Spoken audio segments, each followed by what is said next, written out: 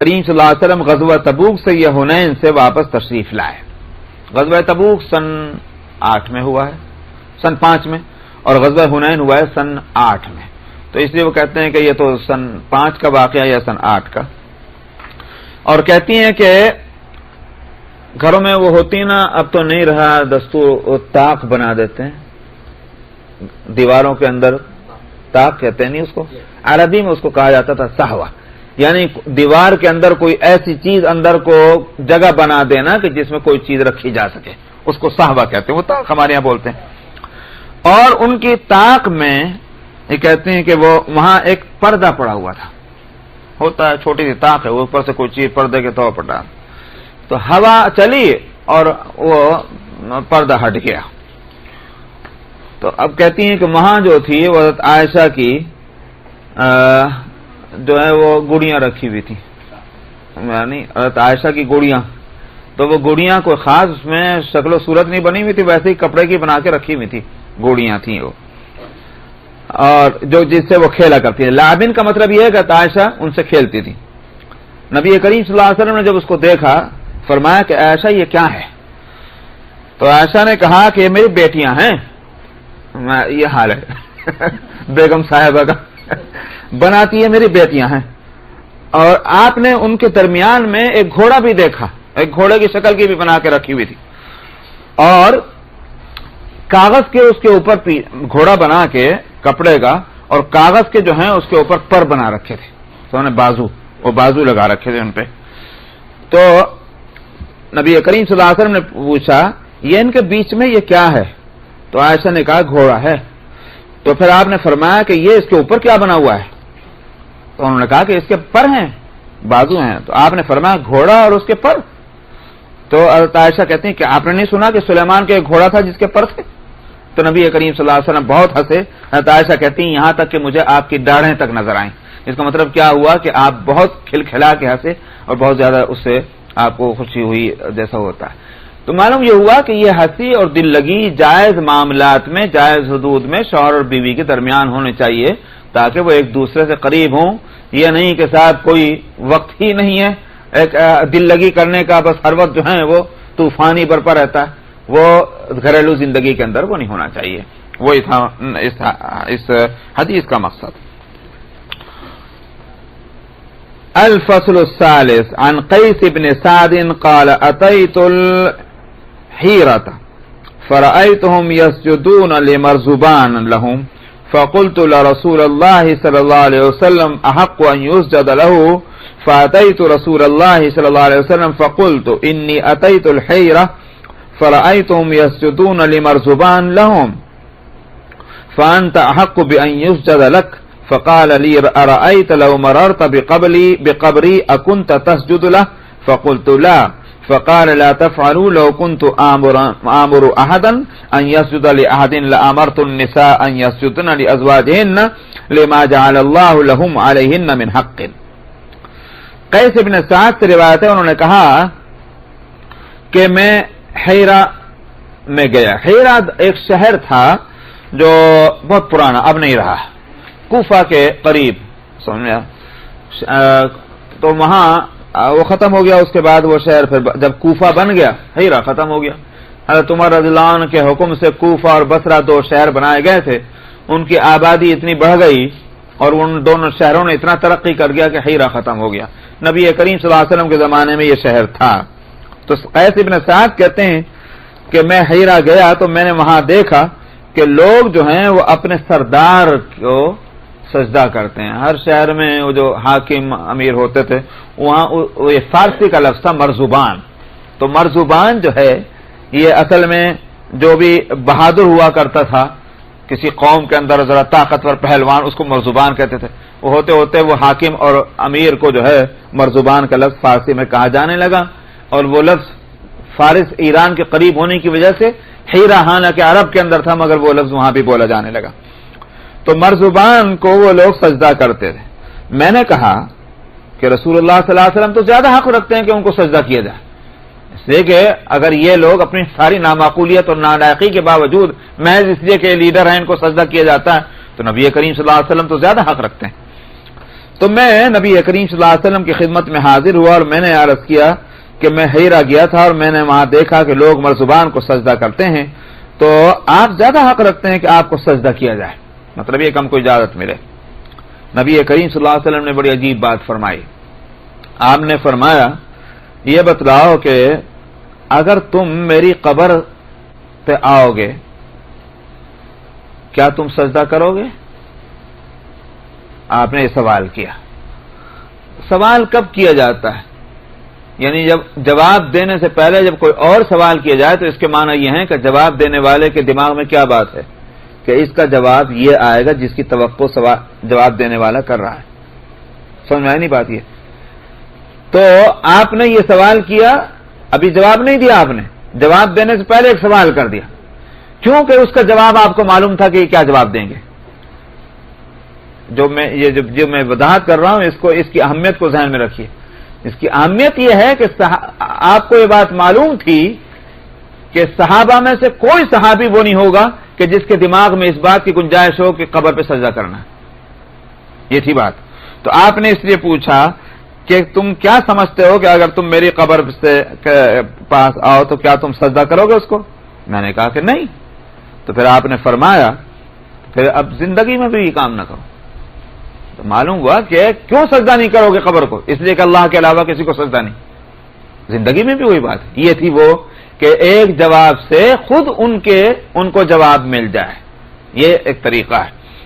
آپ نے اس کے بعد پھر آپ نے یہ بھی فرمایا کہ اگر میں کسی کو اس بات کی اجازت دیتا کہ وہ کسی کو سجدہ کرے تو میں عورتوں کو حکم دیتا کہ وہ اپنے شوہروں کو سجدہ کریں، کیونکہ اللہ نے ان کے اوپر ایک حق رکھا ہے، مگر اس حق کے باوجود کہ اللہ کے بعد ان کے لیے درجہ شوہروں کا بڑا ہے، مگر اس کے باوجود میں نے یہ حکم نہیں دیا کہ وہ سجدہ کریں کیونکہ غیر اللہ کو سجدہ ناجائز ہے۔ وعن عمر عن النبی صلی اللہ علیہ وسلم قال لا يسأل الرجل فيما ضرب امرأته علیہ۔ حضرت عمر رضی اللہ عنہ سے روایت ہے، وہ نبی کریم صلی اللہ علیہ وسلم سے نقل کرتے ہیں، آپ نے فرمایا کہ کسی شخص سے اللہ سبحانہ و تعالی کے یہاں مواخذہ نہیں ہوگا اس کی اپنی بیوی کو مارنے پر، مگر یہاں تمام محدثین اس بات پر متفق ہیں کہ جب کہ اس حد پہ جا کر اس نے مارا ہو کہ جو حد کے شریعت نے مقرر کر دی ہے۔ تو یہ نبی کا کلام کا مطلب حضرت عمر نے جس کو نقل کر رہے ہیں تمام محدثین نے یہ سمجھا ہے۔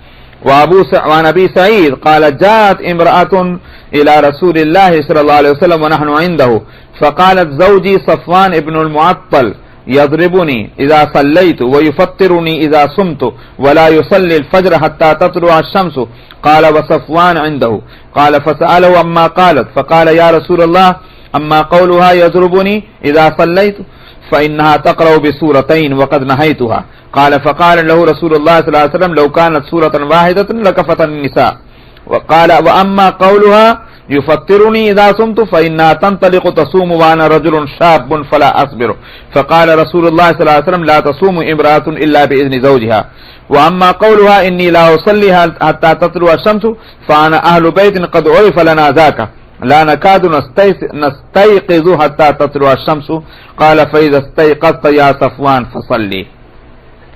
ابو سعید سے روایت ہے، ابو سعید خدری رضی اللہ عنہ سے، کہ ایک عورت نبی کریم صلی اللہ علیہ وسلم کے پاس آئی اور ہم آپ کے پاس بیٹھے ہوئے تھے۔ تو اس عورت نے کہا کہ میرا شوہر صفوان ابن المعطل جو ہے وہ مجھے مارتے ہیں جب میں نماز پڑھتی ہوں، اور مجھے روزہ کھلوا دیتے ہیں جب میں روزہ رکھتی ہوں، اور فجر کی نماز پڑھتے نہیں یہاں تک کہ وہ سورج نکلنے لگتا ہے۔ تو یہ انہوں نے 3 شکایتیں کی اپنے شوہر کے خلاف۔ تو ابو سعید کہتے ہیں کہ صفوان نبی کریم صلی اللہ علیہ وسلم کے پاس بیٹھے ہی تھے، سمجھا، پیٹ پیچھے آ کر شکایت نہیں کی، سامنے کی بالکل۔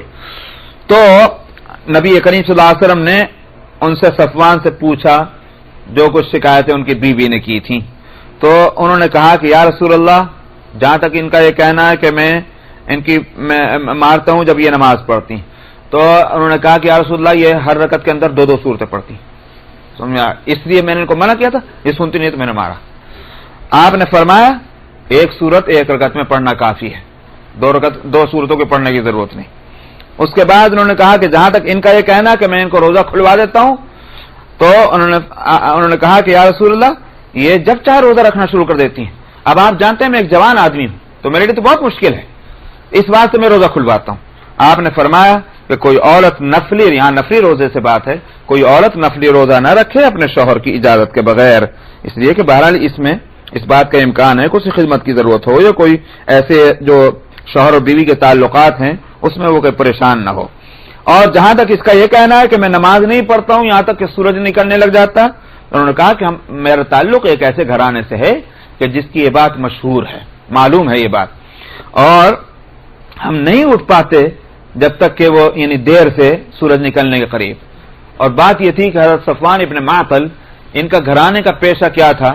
راتوں کو پانی بھر بھر کے لانا مدینے والوں کی، یہ پیشہ تھا ان کا. تو پانی تو بہت دور تھا شہر سے باہر، تو راتوں کو پانی بھرا کرتے تھے، جیسا اس کو ہمارے یہاں کیا کہتے ہیں سقا، تو یہ تھا ان کا کام، پانی بھرنا لوگوں کا. تو راتوں کو، دن میں تو بہت مشکل تھا گرمی کا، راتوں میں یہ کام کرتے تھے. اب راتوں کو جاگنا، آخر صبح کو جو ہے وہ پڑھ کے سونا، تو اس وہاں سے دیر سے اٹھا کرتے تھے. سمجھ میں آیا؟ تو اس پر آپ نے فرمایا کہ جب تم اٹھ جایا کرو تو نماز پڑھ لیا کرو صفوان. چونکہ اس زمانے میں صحابہ اور صحابیات تو سویرے اٹھ کر نماز پڑھتے تھے. سمجھ میں آیا؟ تو دیر سے، اس لیے کہ نبی کریم صلی اللہ علیہ وسلم کی عام عادت شریفہ یہ تھی کہ نماز اتنی جلدی پڑھا کرتے تھے کہ لوگ اٹھتے تھے تو تبھی بھی اچھا خاصا، یعنی نماز پڑھ کر فارغ ہوتے تھے تب بھی ایک اندھیرا رہ جاتا تھا. یہی دلیل ہے شوافع کی. شوافع جو ہیں وہ غلط، اس کو عربی میں کہتے ہیں غلط، غین لام سین، غلط میں نماز پڑھنا. ان کے نزدیک افضل وہی کہ جیسے فجر ہوئی کھٹ سے نماز پڑھ لو. اور ان کے یہاں دلیل وہی ہے کہ صحابی نقل کرتے ہیں کہ ہم لوگ مسجد نبوی سے نکلا کرتے تھے اور تب بھی اتنا اندھیرا ہوتا تھا کہ ایک دوسرے کی صورت صاف نظر نہیں آیا کرتی تھی. تو یہ تھا. اور حنفیہ کے نزدیک جو ہے وہ دیر سے نماز پڑھنا وہ افضل ہے، جس کو عربی میں اسفار کہتے ہیں. تو اسفار جو ہے وہ ان کے ہاں افضل ہے. اور وجہ اس کی یہ ہے کہ ان کے ہاں دلیل یہ ہے کہ نبی کریم صلی اللہ علیہ وسلم نے ظہر کی نماز کے تعلق سے فرمایا کہ جب سردی کا موسم ہو تو جلدی پڑھ لو، لیکن جب گرمی کا موسم ہو تو آپ نے فرمایا کہ ابرد الظہر فإن الحر من فیہ جہنم اور من قیہ جہنم، دونوں الفاظ مطلب یہ ایک محدثین نقل کرتے ہیں. آپ نے فرمایا کہ ظہر کو ٹھنڈا کر کے پڑھو، اس بات ہے کہ گرمی جو ہے وہ جہنم کی ایک وہ کیا ہے، سانس لینا ہے، یا اس کا ایک فیہ سانس لینا اور قیہ سانس باہر نکالنا. تو یہ اس لیے دونوں الفاظ آتے ہیں. تو اس سے حنفیہ نے کیا سمجھا کہ ظہر کو گرمی کے موسم میں دیر کر کے جب ٹھنڈا ہو جائے پڑھنے کی غرض کیا ہے، حکمت کیا ہے. تو حنفیہ کا مزاج یہ ہے کہ شریعت کے جو احکام ہیں ان کی حکمت اور ان کی علت اور ریزن نکالنا، یہی حنفیہ کی مزاج ہے. تو انہوں نے سوچا کیوں دیا نبی نے یہ حکم؟ معلوم ہوا کہ اس لیے کہ گرمی ہوگی تو لوگ کم آئیں گے نماز پڑھنے مسجد کے اندر. اس سے معلوم ہوا کہ شریعت کا منشا کیا ہے کہ جماعت بڑی ہو. یہاں میں اب حنفیہ کا مزاج اور بہت سے مسئلے میں ابھی ایک دو مسئلے آ رہے ہیں وہ بتاتا ہوں دماغ میں. حنفیہ نے یہ سمجھا کہ شریعت کا منشا کیا معلوم ہوتا ہے، جماعت بڑی ہو، یہ ہے منشا. لہذا انہوں نے کہا جن نمازوں میں جلدی کرنے سے جماعت کے چھوٹا ہونے کا امکان ہے اس جماعت کو دیر سے ہونا چاہیے. لہذا فجر کی نماز میں کیا ہے، لوگ سوتے ہیں، محنت کر کے آئے ہیں، مشقت کر کے آئے ہیں اور بس ہو جائیں، تھکے ہوئے ہو، آپ جلدی سے نماز جماعت کر لیں گے وہ جماعت سے محروم رہ جائیں گے. اس لیے جو ہے جتنا ممکن ہو سکے دیر کر کے پڑھو. اس لیے حنفیہ کے یہاں یہ ہے کہ بھائی اتنی دیر سے پڑھو کہ سورج نکلنے سے پہلے تمہاری نماز فجر کی ختم ہو جائے اور ایسے وقت میں ختم ہو کہ اگر خدا نخواستہ نماز میں کوئی خرابی ہو تو پھر نماز کو مسنون طریقے پر ادا کر سکو. سمجھ میں آیا؟ اتنی پہلے پڑھ لو. یہ ہے حنفیہ کا مزاج.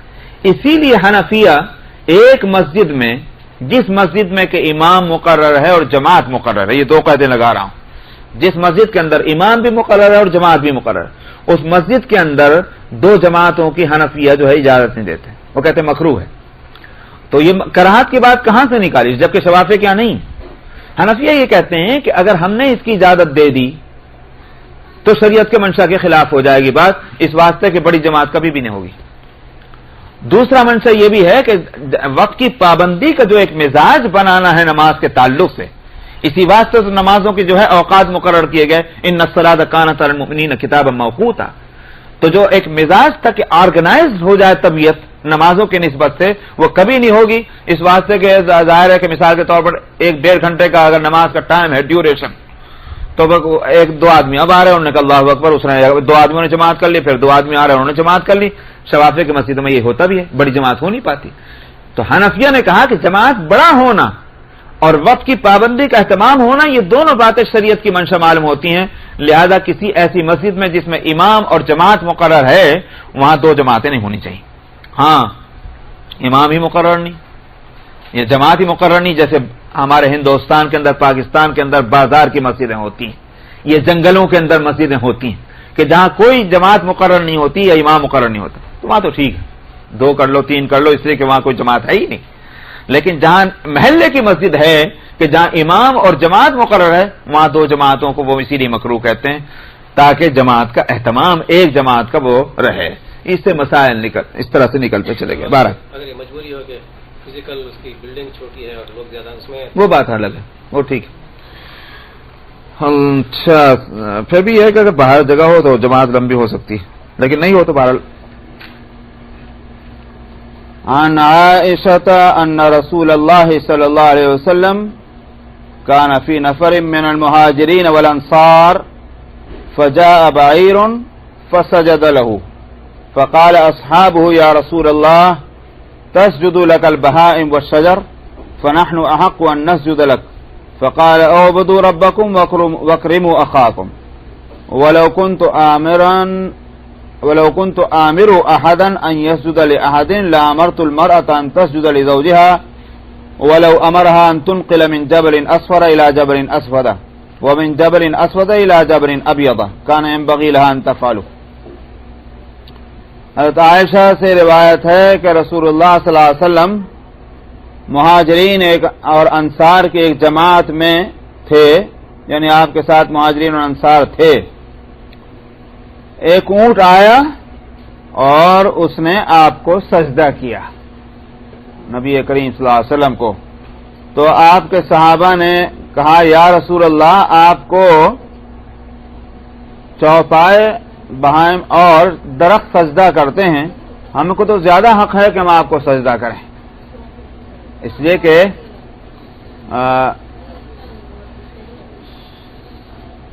سجدے کے لیے دو چیزیں ہونی چاہیے، بلکہ وہ ایک ہی چیز سمجھ لیجئے کہ بھئی جس کو سجدہ کیا جائے اس کے مرتبے کی معرفت ہو، تو اس کا مرتبہ کیا ہے، اور دوسری چیز یہ ہے کہ اس مرتبے کا پھر حق کیا ہے. تو میں نے اسے دو چیزیں کہا تھا، تو دو چیزیں ضروری ہیں. اگر یہ نہ معلوم ہو کہ بھئی ان کا درجہ کیا ہے تو سجدہ کرنے کا خیال ہی کیوں پیدا ہوگا، اور اسی طرح یہ معلوم نہ ہو کہ بھئی ان کے درجے کا ہمارے اوپر حق کیا ہے تو ہوا کرو پڑے ہمارے سے کیا ہے. تو دو چیزوں کا جاننا ضروری ہے کہ ان کا مرتبہ کیا ہے اور ان کے مرتبے کا ہمارے اوپر حق کیا ہے. اگر جانور اور اسی طرح سے درخت ان کو اتنی معرفت ہے کہ یہ اللہ کے رسول ہیں اور ان کو اتنی معرفت ہے کہ ان کا حق کیا ہے، تو انسانوں کو تو اس سے زیادہ معرفت ہے. یہ تھی وجہ صحابہ کے یہ سوال کرنے کی کہ جب یہ سجدہ کرتے ہیں تو ہمارا تو زیادہ حق ہے کہ ہم آپ کو سجدہ کریں، اس لیے کہ ہم آپ کے مرتبے کو بھی جانتے ہیں اور آپ کا ہمارے اوپر حق کیا ہے اس کو بھی جانتے ہیں. تو آپ نے فرمایا اپنے رب کی عبادت کرو اور اپنے بھائی کی عزت کرو. بھائی سے مراد کون؟ خود آپ. مطلب یہ ہے کہ تعظیم کرو، اکرام کرو، بس اتنا ٹھیک ہے، لیکن عبادت تو صرف اللہ کی ہوگی. اور اگر میں کسی کو حکم دیتا کہ وہ سجدہ کرے کسی کو، تو میں عورت کو حکم دیتا کہ وہ اپنے شوہر کو سجدہ کرے، اور اگرچہ وہ شوہر اس کو اس بات کا حکم دے کہ وہ پتھروں کو منتقل کرے پیلے پہاڑ سے کالے پہاڑ کی طرف اور کالے پہاڑ سے سفید پہاڑ کی طرف، تو بھی اس کے لیے مناسب یہ تھا کہ وہ ایسا کرے. یعنی اطاعت اور فرمانبرداری ہونی چاہیے، مگر اس کے باوجود سجدے کا حکم میں نے اس کو بھی نہیں دیا. وعن جابر قال قال رسول اللہ صلی اللہ علیہ وسلم ثلاثة لا يقبل لهم صلاة ولا تصعد لهم حسنة العبد الآبق حتى يرجع إلى مواليه فيضع يده في أيديهم والمرأة الساخط عليها زوجها والسكران حتى يصحو. رواه البيهقي في شعب الإيمان. جابر سے روایت ہے، انہوں نے کہا کہ رسول اللہ صلی اللہ علیہ وسلم نے فرمایا 3 فرد ایسے ہیں کہ ان کی نماز قبول نہیں ہوگی اور نہ ان کی کوئی نیکی اوپر چڑھے گی. مطلب یہ قبولیت، اوپر چڑھنے کا مطلب کیا ہوتا ہے؟ قبول ہونا. یہ مطلب کوئی نیکی قبول نہیں ہوگی. ایک تو ہے بھاگا ہوا غلام، یعنی اپنے آقا کو سے چھوڑ کے اور وہ بھاگ گیا، وہ ہے عابق. یہاں تک وہ اس وقت تک اس کی نماز اور اس کی کوئی نیکی قبول نہیں ہوگی جب تک کہ فرمایا کہ وہ اپنے آقاؤں کی طرف لوٹ کر نہ آ جائے اور اپنا ہاتھ ان کے ہاتھ میں نہ دے دے. مطلب یہ ہے کہ پھر اپنا وہ رشتہ جوڑ لے اور اطاعت فرمانبرداری کرے. اور اسی طرح سے آپ نے فرمایا کہ وہ عورت کہ جس پر اس کا شوہر جو ہے وہ اس سے ہوا، ناراض ہوا، تو وہ اس کی بھی یہ ظاہر ہے کہ یہ قید لگانی پڑے گی کہ جائز حدود میں. ناجائز حدود میں ہوا تو پھر تو وہ وہی غلط ہے. جائز معاملات میں اگر وہ ناراض ہوا تو بھی اس کی نماز اور کوئی نیکی قبول نہیں ہوگی جب تک کہ وہ اس کو راضی نہ کرے.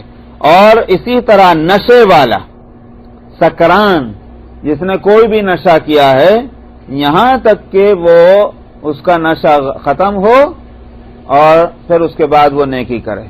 تو میں تو اس نشہ کرنے والا جو ہے جب تک کہ اس کا کوئی بھی اثر رہے گا اس کی کوئی نیکی قبول نہیں ہوگی، اس لیے کہ اس نے حرام فعل کیا ہے.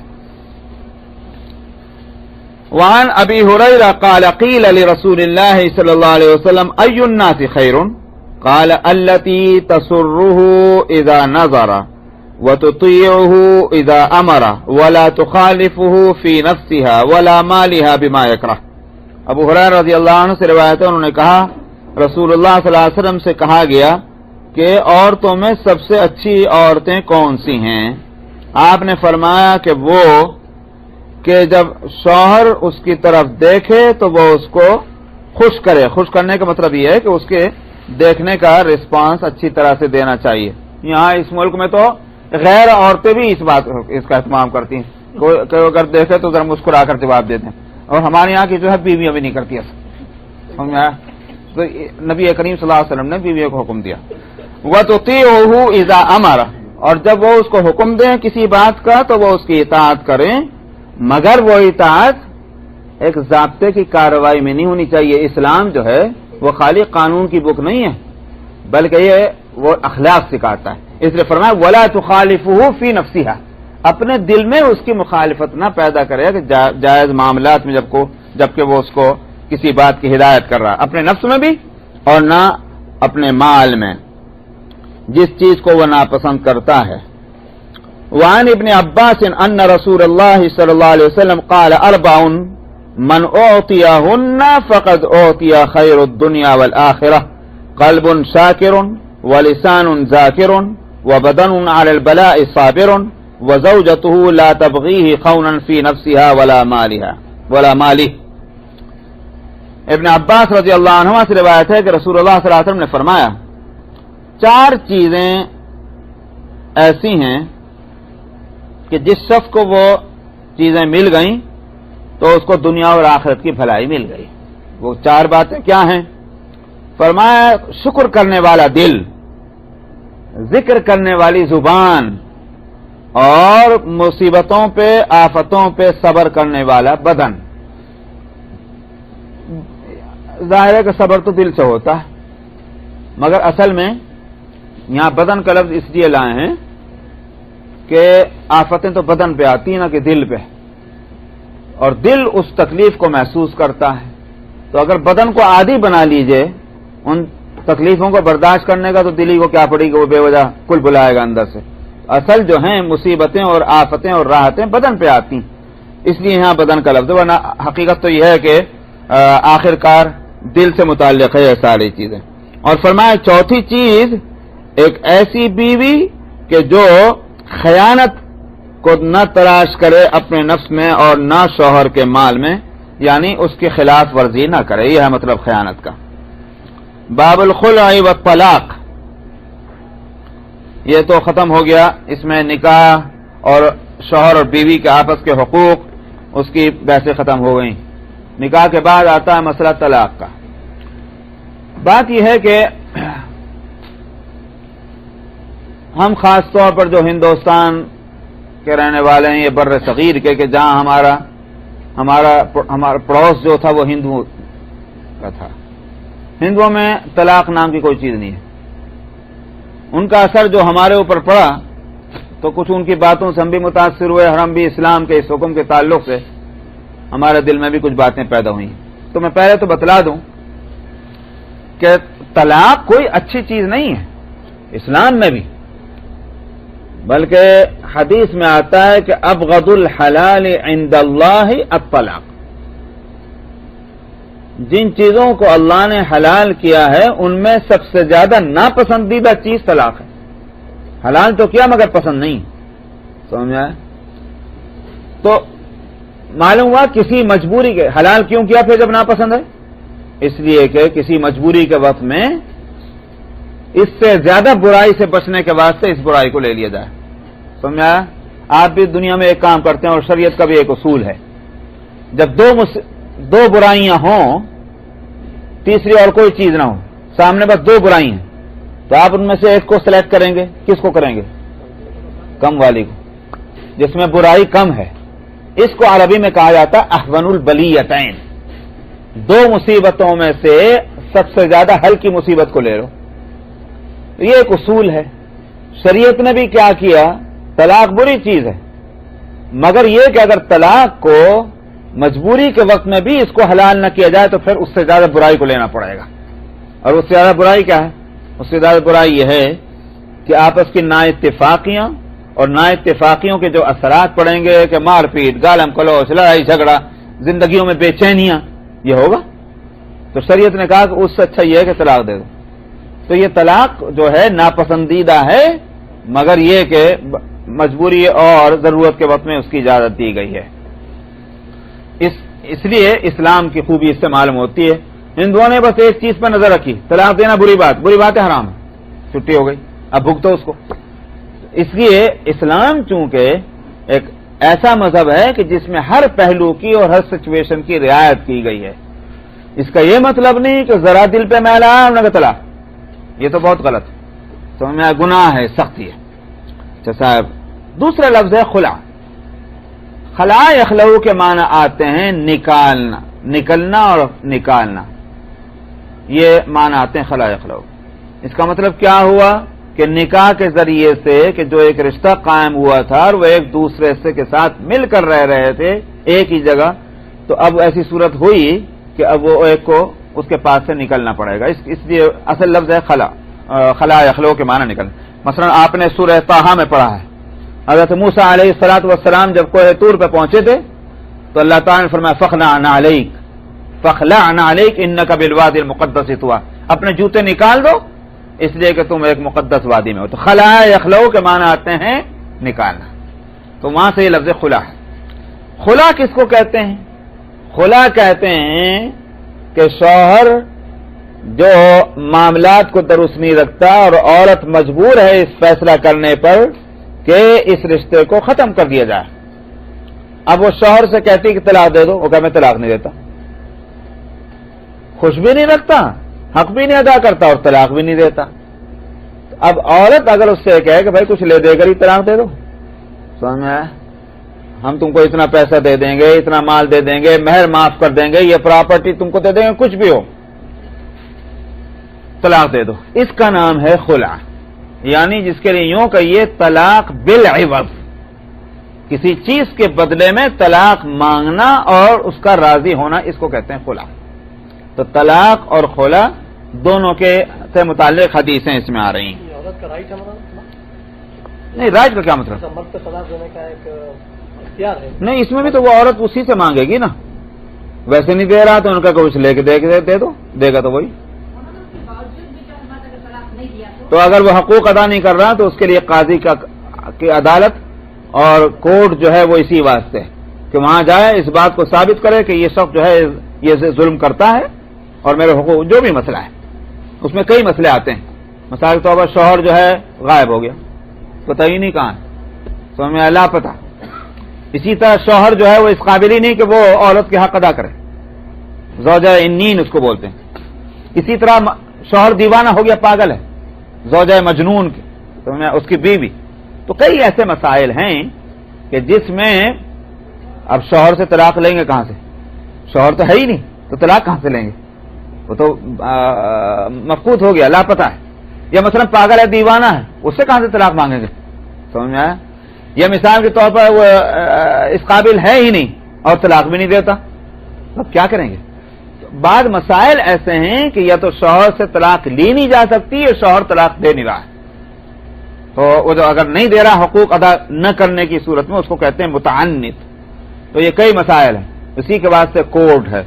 اسلامی کورٹ میں جائیں، اپنی شکایتوں کو پروف کریں، اور اس کے بعد وہ ہے قاضی جو اس کا طریقہ ہے، اس کے تفصیلات موجود ہیں فقہ کی کتابوں میں، اس کے مطابق کارروائی کرے گا. اور شوہر نہیں طلاق دیتا یا شوہر کے طلاق دینے کی کوئی صورت نہیں، قاضی طلاق دے گا، جس کو ڈیسیژن آف سپریشن کہتے ہیں انگلش میں. تو ڈیسیژن آف سپریشن مسلمان قاضی کا ہونا چاہیے. اچھا، جو یہ ملک ہیں جہاں مسلمان قاضی ہے ہی نہیں، اسی فقہا یہ تفصیل بتلاتے ہیں کہ مسلم حکومت ہو کہ مسلمان بادشاہ کی طرف سے کوئی قاضی مقرر ہے، اور اگر مسلم حکومت نہیں ہے، غیر مسلم حکومت ہے،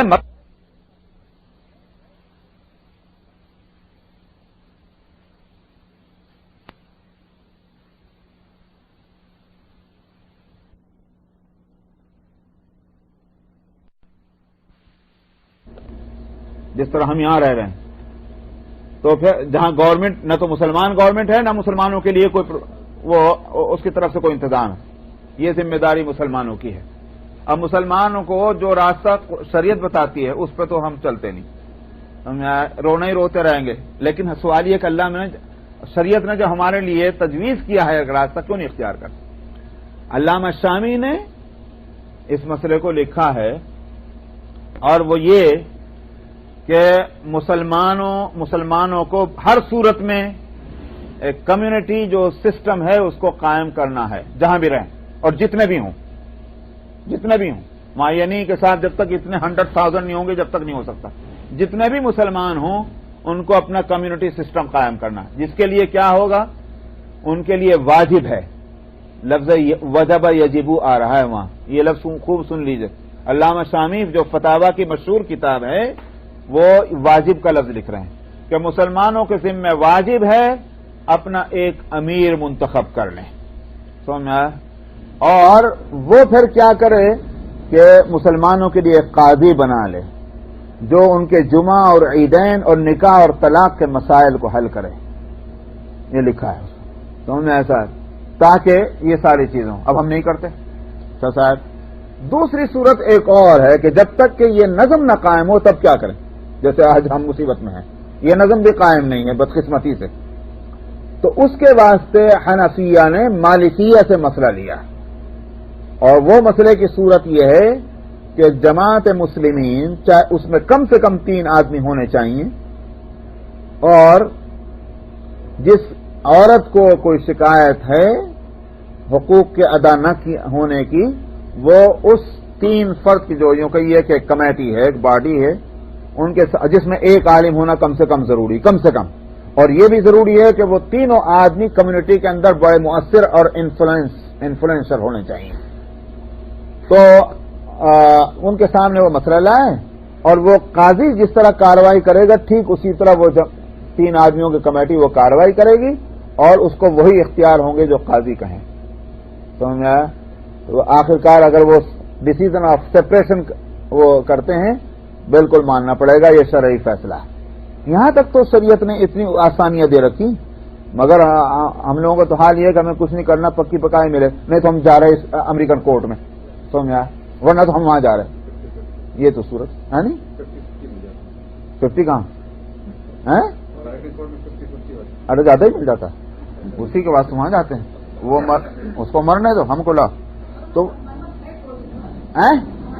ہے دارالقضاء مسلم کمیونٹی سینٹر میں قائم کیا ہوا ہے جناب، اور میں نے 1983 کے اینڈ میں یہ پرپوزل میں نے رکھا تھا بورڈ کے اندر. میں اس وقت بورڈ کا وہ تھا، کیا بولتے ہیں جی وہ، ہاں نہیں، ارے وہ جو ایک کوالٹی ہوتی ہے، وہ خود ہی آرگنائزیشن سلیکٹ کر لی تھی کچھ لوگوں کو، اور نمبر 2 کے جو ممبر ہوتے ہیں نا وہ کیا کہلاتے ہیں، ایٹ لارج، تو ممبر ایٹ لارج تھے ہم، اس شرط پہ کہ ہم ہر میٹنگ میں نہیں آئیں گے. تو بہرحال اس ہاں، تو اس میں نے یہ پرپوزل رکھا ہے، 2 پرپوزل تھے کہ ایک تو دارالقضاء قائم کرنا ہے اور ایک دارالفتاء قائم کرنا ہے. تو دارالفتاء سے تو گھبرا گئے کہ مولوی صاحب فتوے نہ دینا شروع کر دے ہمارے خلاف، تو اس واسطے انہوں نے کہا کہ اس کو تو پوسٹ پون کرو، سمجھا. تو دارالقضاء کے مسئلے پہ میں نے جو تقریر کی تھی، ضرورت بتلائی تھی، تو اس کو انہوں نے مان لیا کہ اس واسطے کہ ان کا خیال یہ ہوگا ہم نہیں پھنسنے کے اس میں، تو لہٰذا دارالقضاء کو قائم کر دیا تھا. مگر وہ ہر سال اس کی کمیٹی مطلب یہ کہ بدلتی ہے اس میں، اور افراد اس میں لائے جاتے ہیں، 3 آدمیوں کی کمیٹی ہر سال رہتی ہے. ایکٹیو کا مطلب تو یہ ہے کہ بھائی کوئی زبردستی کسی گھر میں تھوڑی گھسے گی جا کے، کیس لاؤ گے تو فیصلہ کریں گے. بس ایک میں پکڑا ہوا ہوں اس میں، تو میں شروع سے اس میں بنا آ رہا ہوں. کبھی تو چیئرمین بن جاتا ہوں، کبھی خالی قاضی رہ جاتا ہوں، کبھی چیئرمین بن جاتا ہوں، کبھی قاضی، لیکن ہوں ضرور اس میں. رات میری ملاقات بلکہ ماس فاؤنڈیشن کے امام سے صاحب سے میری ہوئی، اور میں بتلا دوں اس لیے مجھے رات خوشی ہوئی، اس لیے مجھے تھوڑا سا بڑا تردد تھا، کیونکہ مجھے ان کے تعلق سے 2 کیس میرے پاس کسی نے آ کر نقل کیے، اور یہ کہ انہوں نے امریکن کورٹ کے فیصلے کو نافذ کر دیا کہ وہ امریکن کورٹ کا جو فیصلہ ہوا ٹھیک ہے. مجھے اس کی وجہ سے بڑا تعامل تھا کہ بھائی یہ کیسے. تو میں رات کے وہاں ان کے پاس تھا، تو میں نے اور مسائل کے ساتھ یہ مسئلہ بھی اٹھایا کہ آپ اس میں کیا کہتے ہیں. تو اس پر انہوں نے کہا کہ ہماری پہلے رائے تو یہی تھی کہ امریکن کورٹ کے فیصلے کو ہم نافذ کر دیں، مگر یہ کہ اب ہم نے اپنی رائے بدل دی ہے، اور اب ہم یہ سمجھتے ہیں کہ بالکل نہیں، بلکہ مسلمان ہونا چاہیے ایک فیصلہ کرنے والا. تو میں نے کہا ایک، تو ان کی رائے تھی ایک کی. میں نے کہا نہیں، میں نے کہا شوافق یہاں ایک کا مسئلہ ہے ٹھیک ہے، اور آپ شافعی ہیں تسلیم ہے، مگر میں نے کہا کہ آپ کے پاس خالی شافعیوں کا مسئلہ تو نہیں آئے گا، نہ بھی آئے. سوال یہ کہ ہم ایک ایسی کمیونٹی میں ہیں کہ جس میں تمام دنیا کے مسلمان یہاں موجود ہیں، اس واسطے ہم کو وہ صورت اختیار کرنی چاہیے جس میں تمام فقہ کے جو مطلب یہ ہے کہ وہ ہیں اوپینین ہیں، ان کے خلاف ورزی کسی کی نہ ہو. ہمیں اس کی احتیاط کرنی چاہیے. انہوں نے اس کی تائید کی اور انہوں نے موافقت کی. تو میں نے کہا کہ اس لیے میرے نزدیک ہے کم سے کم 3 افراد پر ایک کمیٹی بننی چاہیے. اور تو انہوں نے کہا کہ یہ بات تو اچھی ہے، مگر کاش ایسا ہو جاتا کہ بھائی کئی آرگنائزیشن مل کر کے ایک سسٹم بنا لیتے. میں نے کہا آگے کیوں نہیں بڑھتے، آگے بڑھیے. تو کہنے کا بھائی ایسی صورت بن نہیں پاتی. میں نے کہا آپ بڑھیے، میں آپ کے ساتھ ہوں. میں نے کہا ہم نے بنا رکھی ہے دارالقضاء، مگر اس کے باوجود میں اس بات کے لیے تیار ہوں کہ آپ آگے بڑھیں، اور ہم مسلم کمیونٹی سینٹر ہے، ماس فاؤنڈیشن ہے، ہم کہیں گے اسلامک فاؤنڈیشن سے بھی کہیں گے، وہ بھی انشاءاللہ اس سب میں جڑ جائیں گے. تو یہ ایک بہت اچھی بات ہوگی، ایک پاورفل دارالقضاء قائم ہو جائے گی شکاگو ایریا کے لیے. تو یہ ہماری خواہش ہے. تو بات تو میں کی تھی، لیکن اب ذرا سا اور اس کو تھوڑا سا آگے بڑھائیں تو انشاءاللہ. تو بات حاصل یہ ہے کہ شریعت نے ہم کو ایسا نہیں چھوڑا کہ جس کا ہمارا کوئی حل نہ ہو اور ہم مجبور ہو جائیں کہ جائیں اور غیر مسلموں سے اپنے فیصلے کرائیں. ایسی صورت نہیں ہے. شریعت نے ہر سچویشن کی رعایت کی ہے ہمارے پاس.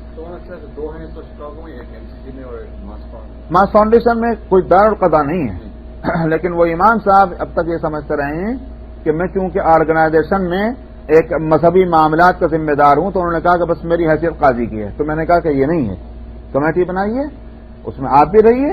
تو پھر اس طرح سے مالکیہ کے مسلک کے مطابق ہو جاتی ہے، حنفیہ بھی اس میں آپ کے موافق ہو جاتے ہیں، اور شافعی مسلک کے بھی موافقت ہو جاتی ہے. تو بہرحال دیکھیے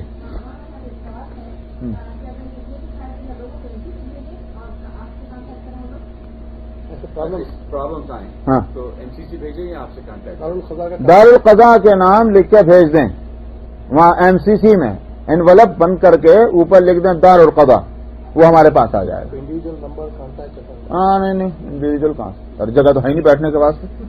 وہاں تو ہم کبھی ادھر کو پھرتے ہیں، کبھی ادھر کو پھرتے ہیں. نمبر کچھ نہیں، ایم سی سی نہیں، اس پہ زبانی بات کچھ نہیں کرنی، زبانی بات نہیں کرنی. زبانی بات نہ ہم کریں گے جب تک کہ دونوں فریق اس تاریخ پر جو تاریخ ہم دیں گے، جب تک دونوں فریق نہ آ جائیں ہم کسی کی بات زبانی سنتے بھی نہیں.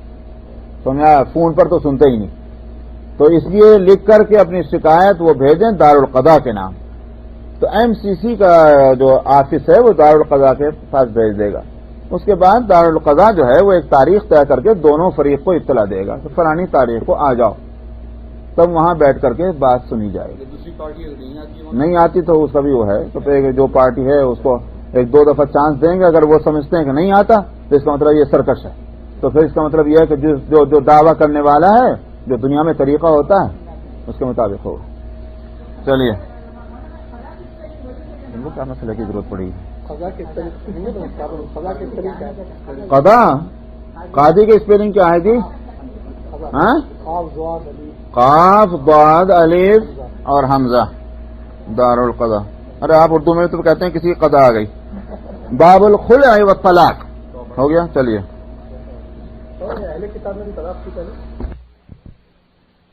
سورۃ التحریم اور اس میں اللہ سبحانہ و تعالی نے کافی اس پر لیدے کی اور متنبہ کیا نبی کریم صلی اللہ علیہ وسلم کو. اور آیات نازل ہو یا ایھا النبی ہاں وہ آگے رہے فلن وقت حلف کو آپ نے اس کے بعد فرمایا لا تخبری بذلک احدا. میں کسی اور کو مثبت لانا کہ میں نے کوئی ایسا شہد کھا لیا جس میں بو آ رہی, کیونکہ بو جیسے مجھے ناپسند دوسروں کو بھی ناپسند ہوگی ازواج کو, تو ان کی طبیعت میں کراہیت پیدا ہوگی. تو ازواج کی خوشنودی کے لیے آپ نے یہ فرمایا کسی کو بتانا نہیں. تو اب اس کے بعد یہ آیت نازل ہوئی یا ایھا النبی, اے نبی آپ اس چیز کو کیوں حرام کرتے ہیں جس کو آپ جو چیز اللہ نے آپ کے لیے حلال کر دیا. تبتغی مرضات ازواجک, آپ بیویوں کی خوشنودی چاہتے ہیں. سمجھ میں آیا؟ تو ان کی وجہ سے آپ نے ایک حلال چیز کو حرام کر دیا. واللہ غفور الرحیم. آگے وہ آیت تھی کہ اللہ غفور الرحیم, مطلب یہ ہے کہ جو آپ سے غلطی ہوئی اور ازواج سے بھی غلطی ہوئی اللہ نے اس کو تو معاف کر دیا, کیونکہ وہاں غلطی تو ہے مگر جذبہ صحیح ہے. اور یہاں یہ ہے کہ نبی نے جو ہے وہ جو چیز ناپسند تھی اللہ کو بھی بدبو اور اللہ کے رسول کو, اس سے متاثر ہو کر نبی نے یہ کام کیا. تو ایک لحاظ سے غلطی بھیانک نہیں مگر نتیجے کے لحاظ سے خطرناک ہو سکتی تھی کہ امت پر وہ چیز حرام ہو جاتی جو اللہ نے حلال کی.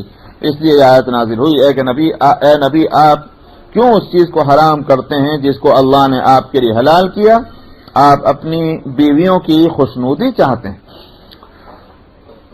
الفصل الثانی عن ثوبان قال قال رسول اللہ صلی اللہ علیہ وسلم ایما امرأة سألت زوجها طلاقا في غير ما بأس فحرام عليها رائحة الجنة. ثوبان سے روایت ہے, انہوں نے کہا کہ رسول اللہ صلی اللہ علیہ وسلم نے فرمایا جس عورت نے اپنے شوہر سے طلاق کا مطالبہ کیا کسی ایسے معاملے میں کہ جو غیر ضروری ہے. ما بأس کے معنی یہ ہیں کہ کوئی اتنی ایسی پریشانی نہیں تھی کہ دونوں کا گزر بسر نہیں ہو سکتا. ایسی بات کہ حقوق ادا نہیں ہو رہا ہے, خرچہ ورچہ نہیں دے رہا ہے, دیکھ ریکھ نہیں کر رہا ہے. اگر اس طرح کی کوئی بات نہیں ہے تو پھر ایسے شوہر سے طلاق کا مطالبہ اگر عورت کرتی ہے تو نبی کریم صلی اللہ علیہ وسلم نے فرمایا کہ اس پر جنت کی خوشبو حرام کر دی جائے گی. بہت اللہ کو, کیونکہ یہ نکاح اور شادی جو ہے یہ اللہ کو اور اس کے رسول کو پسند ہے اور اس میں حکمتیں ہیں اور مصلحتیں ہیں اور یہ تعلق جو ہے پائیدار ہونا چاہیے. ہر چھوٹی سے چھوٹی بات پر جو ہے طلاق تو طلاق دینا بھی گناہ اور طلاق کا مطالبہ کرنا بھی گناہ. اس لیے آپ نے فرمایا کہ ایسی صورت نہ کی جائے. وعن ابن عمر ان النبی صلی اللہ علیہ وسلم قال ابغض الحلال الى اللہ الطلاق. ابن عمر رضی اللہ عنہ سے روایت ہے کہ نبی کریم صلی اللہ علیہ وسلم نے فرمایا اللہ نے جن چیزوں کو حلال کیا ہے ان میں بدترین چیز جو اللہ کو ناپسند ہے وہ طلاق. اب یہاں ایک سوال یہ پیدا ہوگا کہ ناپسند ہے اللہ میاں کو تو کوئی کیا مجبوری تھی کہ اس کو حلال کیا؟ سمجھ میں مجبوری یہ اللہ کے لیے نہیں ہمارے لیے ہے. ہماری مجبوری کی وجہ سے اللہ نے ایک چیز کو حلال کیا جو اپنی ذات سے پسندیدہ نہیں ہے. ہماری مجبوری کیا ہے؟ ہماری مجبوری یہ ہے کہ اگر شوہر اور بیوی میں ایسی صورت پیدا ہو کہ نباہ ہو ہی نہیں رہا ہے، کچھ بھی ہو، نباہ نہیں ہو رہا ہے، چاہے اس میں عورت کا قصور ہو اور چاہے مرد کا قصور ہو. اب اگر طلاق نہ رکھی جائے تو پھر ایک ہی صورت رہ جاتی، لٹکی رہو. سن رہے ہیں؟ کچھ بھی ہے اور ظلم ہو رہا ہے، زیادتی ہو رہی ہے، نباہ نہیں ہو رہا ہے، روز جھگڑے ہو رہے ہیں، مارم کوٹی ہو رہی ہے، مگر رہو اسی طرح. یہ تو اور برا ہو جاتا. اس واسطے اللہ تعالیٰ نے ایک مجبوری کی وجہ سے ایک ناپسندیدہ چیز کو حلال کیا ہے. مجبوری ہے. اس سے یہ بات معلوم ہوئی کہ اس ناپسندیدہ چیز کو ناپسندیدہ سمجھنا چاہیے. بہت ہی مجبوری ہو جب اس کو لیا جانا چاہیے، کھیل نہ بنایا جائے کہ صاحب ایک گوڑا گوڑی کی بیاہ ہے کہ جب چاہے ان کو الگ کر دو، جب چاہے جوڑ دو. یہ نہیں ہے، یہ ناپسندیدہ ہے. سخت مجبوری میں جب کوئی دوسرا راستہ نہ رہے تب اس کو اختیار کیا جانا چاہیے. یہ ہے مطلب اس کا. ابغض الحلال الی اللہ الطلاق. اللہ کے نزدیک جو چیز حلال ہے اس میں سب سے بری چیز جو ہے وہ طلاق ہے.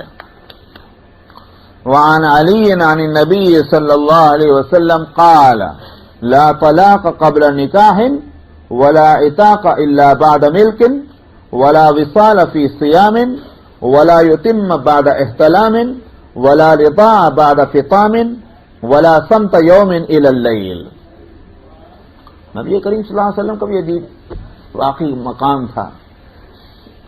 ایسے ترتیب سے جملے اور ایسے اس میں علوم اور حقائق، وہ اسی سمجھ میں آتا ہے کہ واقعی آپ جو ہیں اور کوئی دلیل نہ ہو تو آپ کا کلام جو ہے وہ خود دلیل بنتا ہے کہ آپ نبی ہیں. حضرت علی رضی اللہ عنہ سے روایت ہے اور نبی کریم صلی اللہ علیہ وسلم سے آپ روایت کرتے ہیں، آپ نے فرمایا نکاح سے پہلے طلاق نہیں. یعنی مطلب یہ شادی نہیں ہوئی اور کہہ دیا کہ صاحب فلانی کو طلاق. ارے بھائی شادی تو ہونی، طلاق کہاں سے ہو جائے گی؟ یہ مطلب ہے. یہ مسئلہ جو ہے ائمہ کے درمیان اختلاف کا بھی ہے اور دوسرے ائمہ تو اسی طرف گئے ہیں. حدیث موجود ہے نکاح سے پہلے اگر کوئی شخص کہہ دے کہ فلانی عورت کو جو ہے وہ اس کو طلاق ہے اگر میں نکاح کروں، تو ان کے نزدیک تو یہ ہے کہ کچھ بھی کہتے رہو ہوتی نہیں. سمجھایا نکاح بھی کر لے گا تو بھی نہیں ہونے کی طلاق، کیونکہ حدیث آ گئی. امام ابو حنیفہ رحمۃ اللہ علیہ وہ ان کی رائے مختلف ہے. وہ یہ کہتے ہیں کہ اگر کوئی شخص یہ کہہ دے کہ میں اگر مثلا ہندا سے شادی کروں گا، فلانی عورت سے اگر میں نے اس سے نکاح کیا تو اس کو طلاق ہے، تو امام ابو حنیفہ کہتے ہیں کہ طلاق رہے گی جب اس سے شادی کر لے گا. سمجھ میں آیا؟ اور اس حدیث کے معنی کیا ہے کہ جب کہہ رہا ہے اس وقت طلاق نہیں، لیکن نکاح کرنے کے بعد کیونکہ اس نے پہلے سے کہہ دیا تھا تو لہذا طلاق پڑ جائے گی. یہ نہیں ہوگا کہ اس کا کہنا جو ہے ہوا میں اڑ جائے گا. اس حدیث کے معنی یہ ہے کہ جس وقت کہہ رہا ہے اس وقت بے شک طلاق نہیں ہے. مگر تینوں ائمہ اس طرف گئے ہیں نکاح کرنے کے بعد بھی طلاق نہیں ہوگی، اس لیے کہ وہ لفظ جو اس نے کہا تھا وہ نکاح سے پہلے کہا تھا. ولا عتاق الا بعد ملک، اور آزادی نہیں ہے کسی غلام کی مگر مالک ہونے کے بعد. کوئی غلام اپنے پاس ہے نہیں اور کہہ دیا کہ فلاں اگر میرے پاس فلاں جو ہے غلام ہوا تو وہ آزاد، اس سے کچھ نہیں ہوگا. ولا وصال فی صیام، اور روزوں کے اندر جو ہے وہ کنٹینیویشن نہیں ہے. کیا مطلب؟ روز روزے رکھتے رہو سال کے 360 دن، یہ ہرگز نہیں. بلکہ یہ کہ آپ نے یہ فرمایا کہ سب سے اچھا روزے کا جو نظام تھا، سسٹم تھا، وہ تھا حضرت داؤد علیہ الصلوۃ والسلام کا. اور داؤد علیہ الصلوۃ والسلام کے بارے میں آپ نے فرمایا ایک دن روزہ رکھتے تھے اور ایک دن افطار کرتے تھے. یہ رمضان کی بات نہیں ہو رہی ہے، کبھی رمضان میں کرنا شروع کر دیں کہ ایک دن روزہ اور ایک دن افطار. رمضان کے علاوہ اور دنوں کی بات ہے کہ سال کے اور دنوں میں ایک دن روزہ اور ایک دن افطار. یہ آپ نے فرمایا کہ اگر زیادہ سے زیادہ روزے رکھنے ہیں تو یہ طریقہ ٹھیک ہے، لیکن مسلسل روزے رکھنا اس سے آپ نے منع فرمایا ہے کیونکہ دوسرے حقوق متاثر ہوں گے. اور ظاہر ہے کہ دین نام جو ہے وہ حقوق کا ہے، حقوق کی ادائیگی کا ہے. تو یہ بات کہ اگر ایک حق کے ادا کرنے میں لگی ہے تو دوسرے 25 حق جو ہیں وہ مارے جائیں، یہ تو دین نہیں ہے. جب یہ مزاج دین کا ہے تو اس سے یہ بات بھی سمجھ میں آئی کہ ہم لوگ جو کچھ چیزوں کو پک اپ کر کے دین میں سے اور ہم سمجھتے ہیں کہ ہم ہوگا دیندار اور بقیہ جو ہیں ہم آزاد ہیں جو چاہے سو کرتے رہیں، یہ دین نہیں بنے گا۔ تو جب آپ نے فرمایا کہ روزہ رکھ، روزہ نہ بہت اچھی بات ہے، روزہ بہت اچھی چیز ہے، لیکن منع فرما دیا کہ روز نہیں، زیادہ سے زیادہ ایک دن رکھو اور ایک دن افطار کرو۔ تو آپ نے فرمایا لا وصال فی صیام، کہ روزوں کے اندر وصال نہیں ہے، یعنی کنٹینیویشن نہیں۔ اور آپ نے فرمایا کہ ولا یتم بعد احتلام، بچہ یا بچی بالغ ہونے کے بعد اس کو یتیم نہیں کہا جائے گا۔ جب تک بالغ نہیں ہوتا وہ اس وقت تک یتیم ہوتا ہے کہ اگر انتقال ہو جائے باپ کا، جانوروں میں تو جانور جب یتیم ہوتا ہے جب ماں مر جائے، اور انسانوں میں وہ بچہ یتیم ہوتا ہے جس کا باپ مر جائے، لیکن بالغ ہونے سے پہلے کا مسئلہ ہے، اور بالغ ہونے کے بعد کوئی مر جائے تو پھر ہم میں سے ہر ایک یتیم ہوا کرے گا۔ سمجھ میں آیا؟ بڑھاپے میں بھی کوئی باپ مر جائے کسی کا تو تھوڑے یتیم کہیں گے اس کو، نابالغی کی حالت میں وہ ہے تو اس کے سارے احکام جو ہیں یتیمی کے جو بھی ہیں وہ نابالغی کی حالت میں ہیں۔ ولا رضاع بعد فطام، اور رضاعت کا یعنی دودھ کا رشتہ نہیں ہے دودھ کے چھٹنے کے بعد، مگر اس کا یہیں آ کر کے فقہا کی ضرورت پیش آتی ہے۔ نبی نے تو ایک بات فرما دی، لیکن وہ اس کا مطلب ہم سارے نبی کی تعلیمات سے ہٹ کر کے صرف اس جملے کا مطلب نکالیں گے، ہم جیسے لوگ تو یہ کر لیں گے، اور آج کل ہوتا بھی یہی ہے کہ جہاں دیکھا میرا مقصد اسی سے پورا ہو رہا تو ہم خالی اس حدیث سے مطلب نکال لیتے ہیں۔ فقہا کیا کرتے ہیں کہ پوری تعلیم شریعت کے سامنے ہوتی ہے۔ تو دودھ کے چھوٹنے کے بعد اب سوال یہ کہ اگر دودھ کسی کا 6 مہینے میں چھوڑ دے، کوئی چھوڑا دے، تو کیا اس کے بعد رضاعت نہیں ہوگی؟ اس لیے فقہا کہتے ہیں یہاں فطام کے معنی ہے مدت فطام، یعنی دودھ پلانے کی جو عمر ہے اور وہ 2 سال، تو 2 سال کے عرصے کے بعد اگر کوئی دودھ پلا دے کسی عورت کسی بچے کو، اس سے رشتہ قائم نہیں ہوگا دودھ کا۔ دودھ کا رشتہ کب قائم ہوگا کہ جب دودھ پینے کی جو عمر ہے اس عمر میں اگر کوئی دودھ پلا دے گی اس بچے کو تو دودھ کا رشتہ قائم ہو جائے گا۔ اور ظاہر ہے کہ اس سے بڑے مسائل پیدا ہوتے ہیں کہ کیا نام، ایک لڑکا ہے اور ایک لڑکی ہے تو بھائی بہن بن گئے، اب ان دونوں کا نکاح نہیں ہو سکتا، دودھ کا رشتہ قائم ہو جاتا ہے۔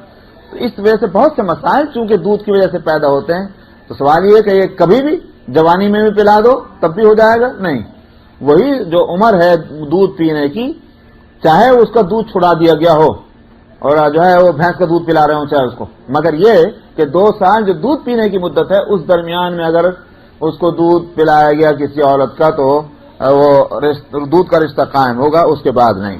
ولا صمت یوم الی اللیل، پہلے کیا ہوتا تھا پچھلی امتوں میں، روزے کی ایک قسم تھی دن بھر خاموش رہی، خاموش رہنے سے بات نہ کرنے کا بھی روزہ ہوتا تھا۔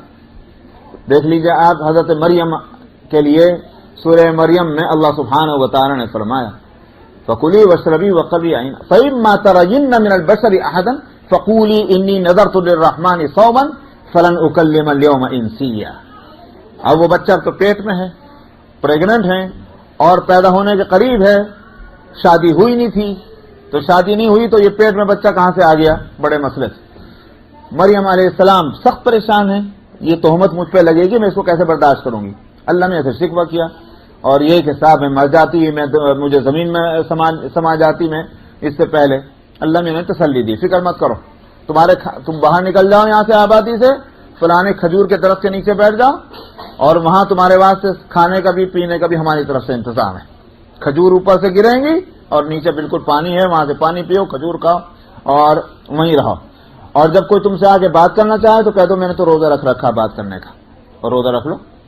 تو یہ مریم علیہ السلام کے لیے اللہ نے فرمایا۔ معلوم ہوا کہ اس زمانے میں روزہ بات کرنے کا بھی ہوتا تھا، اس شریعت میں آ کر وہ روزہ ختم کر دیا گیا، کھانے اور پینے کے چھوڑنے کا نام، اور اسی طرح سے بیوی اور شوہر کے رشتے کو روکنے کا نام روزہ ہے، اور بات چیت چھوڑنے کا نام روزہ نہیں۔ ہاں، اس کا یہ مطلب بھی نہیں کہ بظاہر روزہ رکھ کے دنیا جہاں کی باتیں کرتے پھریے، بلکہ یہ کہ اس کو اس سے بات سمجھ میں آئی کہ اگرچہ وہ مصلحتاً وہ روزہ نہیں رکھا گیا ہے، مگر اس سے ایک بات یہ ضرور سمجھ میں آئی کہ روزے کی حالت میں زیادہ بولنا اچھا نہیں ہے، جو بھی اپنا وقت ہو وہ سوچنے میں، فکر کرنے میں آخرت کے اور تلاوت میں ذکر میں لگنا چاہیے، فضول باتوں کے اندر نہ لگایا جائے، اس سے یہ بات ضرور سامنے آئی۔ تو آپ نے فرمایا کہ روزہ نہیں ہے، خاموشی نہیں ہے دن بھر رات تک کے لیے۔ وعن عمرو بن شعيب عن أبي عن جدي قال قال رسول الله صلى الله عليه وسلم لا نذر لابن آدم فيما لا يملك ولا عتق فيما لا يملك ولا طلاق فيما لا يملك رواه الترمذي وزاد ابو داود ولا بيع الا فيما يملك۔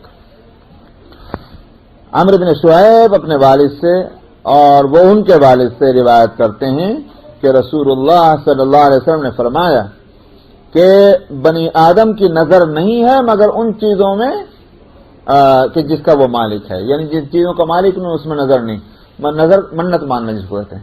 کوئی شخص کہنے لگے کہ اللہ میاں میرا یہ کام پورا کر دے تو میں ایک گھوڑا خیرات کر دوں، گھوڑا ہے ہی نہیں تو کہاں سے خیرات کرے گا میاں؟ اس لیے جس چیز کا مالک نہیں اس کی منت بھی نہیں۔ تو ایک تو یہ، اور آپ نے فرمایا کہ جس چیز کا مالک نہیں اس کی آزادی بھی نہیں۔ باندی غلام کسی کا مالک نہیں اور کہتے ہیں کہ میں نے آزاد کیا، بھائی مالک نہیں تو کہاں کو آزاد کرے گا؟ اسی طرح سے طلاق نہیں اس میں جس کا وہ مالک نہیں، شادی ہوئی نہیں تو طلاق کہیں پہ پڑے گی، شادی سے پہلے طلاق بھی نہیں۔ اور ابو داؤد نے اس روایت میں یہ اضافہ کیا ہے کہ جس چیز کا مالک نہیں اس کی بے بھی نہیں۔ آج کل تو بہت یہی ہو رہا ہے، سمجھ میں آیا کہ ہم مالک بھی نہیں بنے، آپ نے میرے سے معاملہ کیا میں نے اس سے معاملہ کر لیا، وہ اس نے اس سے کر لیا، 25-20 میں معاملے ہوتے چلے جا رہے ہیں اور ایک آدمی بھی مالک نہیں ہوا، اس کے بعد آخر میں جا کر کے وہ پہلے مالک سے اور آخری مالک تک وہ سامان پہنچ جائے گا۔ یہ تماشا ہو رہا ہے، سمجھ میں آیا؟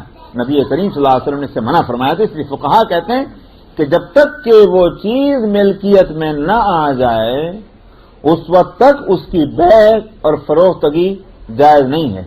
تو یہ ہوا میں سارے جو ہیں گرے بنتی ہیں اور خریدنے والا بھی خرید رہا ہے اور بیچنے والا بھی بیچ رہا ہے اور مالک کوئی نہیں ہے، مالک جو ہے وہ ہے، اس لیے آپ نے اس سے منع فرمایا تھا۔ بس حضرت عثمان رضی اللہ عنہ کے زمانہ خلافت میں۔ صاحب اب اس میں جو ہے مسئلہ آتا ہے، یہ جو فقہا اس میں اختلاف کرتے ہیں کہ یہ قطعی طلاق دینے سے اگر آج بھی کوئی شخص یہ لفظ استعمال کرے کہ میں قطعی طلاق میں نے دے دی، کیا حکم ہے؟ تو امام شافعی رحمۃ اللہ علیہ تو اس حدیث کی وجہ سے گئے ہیں اس طرف کہ ایک ہی طلاق ہوگی، اگر وہ بقسم یہ کہے کہ میں نے ایک طلاق کی نیت کی تھی تو اس سے ایک ہی طلاق پڑے گی، قسم کہے یہ نہ کہ جو بھی ہے۔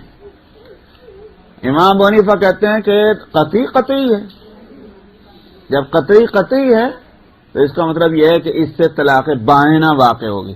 طلاق بائنہ کا حکم فقہا کے نزدیک یہ ہے کہ اس طلاق کے دینے کے بعد نیا نکاح کرنا پڑے گا، بغیر نیا نکاح کیے لوٹا نہیں سکتا، یہ طلاق بائنہ کا حکم ہے۔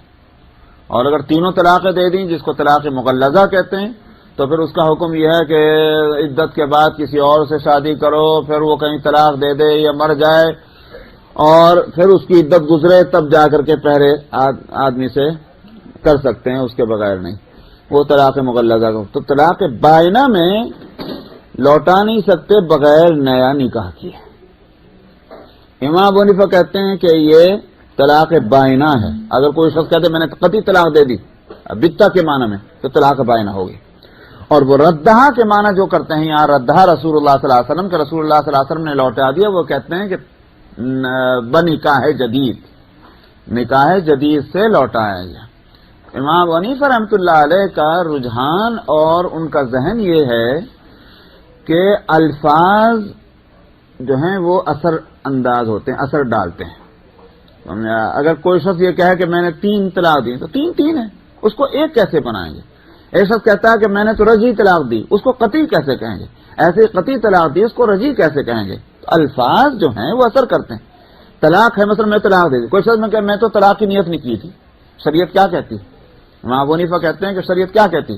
اگر کوئی شخص لفظ طلاق استعمال کرنے کے بعد یہ کہہ دے میں نے تو طلاق کی نیت نہیں کی تھی، شریعت کہے گی ہم نہیں جانتے، طلاق پڑ گئی، گزر چکی وہ حدیث کہ ارادہ کر کے کہیے یا کھیل کود میں اپنا ویسے ہی لفظ استعمال کیجیے، طلاق پڑ جاتی ہے۔ تو جب شریعت الفاظ کا اعتبار کر رہی ہے تو البتہ اور قطعی کا لفظ جو ہے وہ بھی ایک لفظ ہے، اس کے ایک معنی ہے، ہم اس کا اعتبار کریں گے، اور ردہا کا ترجمہ ہم کریں گے کہ لوٹا دیا بنکاح جدید۔ یہ امام ابو حنیفہ رحمۃ اللہ علیہ اس لفظ کے تعلق سے حنفیہ اس کی تعبیر کرتے ہیں۔ وعن ابی ہریرہ ان رسول اللہ صلی اللہ علیہ وسلم قال ثلاث جدہن جد وہزلہن جد النکاح والطلاق والرجعہ۔ یہ جو میں بھی ذکر کر رہا تھا وہ آگے آ گیا۔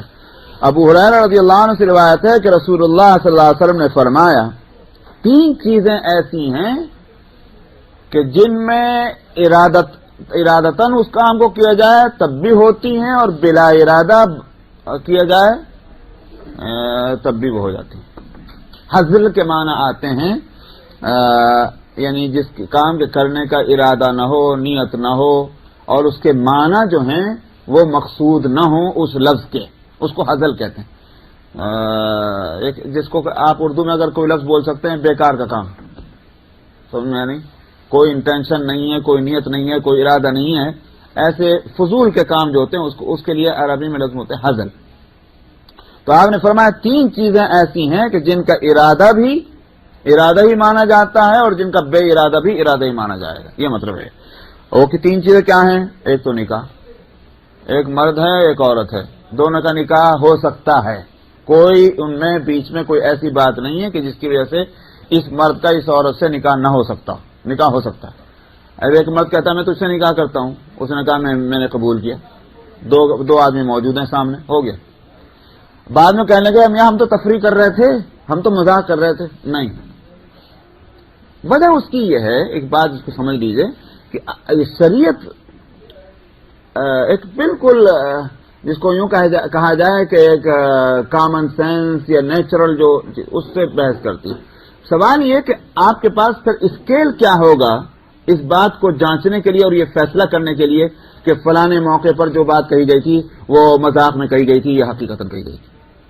سمجھ میں آیا؟ مثال کے طور پر اگر کوئی شخص آپ سے کہنے لگے کہ صاحب میں $5000 آپ کو دوں گا، 4 آدمیوں نے سن لیا، سمجھ میں آیا تھا، اب اس نے بعد میں کہہ دیا کہ بھائی میں تو مذاق کر رہا تھا، نہیں، مذاق نہیں، آپ یا تو اسی وقت کہیں کہ بھائی میں مذاق میں تم سے کہہ رہا ہوں، لیکن اگر ایک بات لفظ کہی گئی ہے وہ ایک دعویٰ ہے، اس دعوے کو حقیقتاً مانا جائے گا، ورنہ تو وہ جھوٹ ہے۔ تو شریعت ان چیزوں کا اعتبار کرتی ہے، لہذا نکاح بھی ارادتاً ہو یا بلا ارادہ ہو نکاح ہو جاتا ہے۔ اسی طرح طلاق چاہے ارادتاً دیجیے بلا ارادہ دیجیے پڑ جائے گی۔ اور تیسرا لفظ ہے الرجعہ، لوٹانا۔ شوہر نے کہہ دیا ایک طلاق یا 2 طلاق دینے کے بعد میں لوٹاتا ہوں، ہو گیا رجوع۔ بعد میں یہ نہیں کہہ سکتے کہ صاحب میں تو مذاق میں کہہ رہا تھا، میرا ارادہ لوٹانے کا نہیں تھا۔ اور ایک اور حدیث میں لفظ العتاق بھی آتا ہے، آزاد کرنا۔ آقا نے غلام کے لیے کہہ دیا کہ میں نے آزاد کر دیا، ہو گیا آزاد، بعد میں کہنے لگا میں تو مذاق کر رہا تھا، نہیں سنا جائے گا۔ تو یہ 3 چیزیں ہیں۔ وعن عائشہ قالت سمعت رسول اللہ صلی اللہ علیہ وسلم یقول لا طلاق ولا عتاق فی اغلاق۔ عائشہ سے روایت ہے اور انہوں نے کہا کہ میں نے رسول اللہ صلی اللہ علیہ وسلم سے یہ فرماتے سنا، آپ نے فرمایا کہ طلاق اور عتاق کے معنی آزاد کرنا نہیں ہے باندھ دینے میں۔ اس کا مطلب کیا ہے؟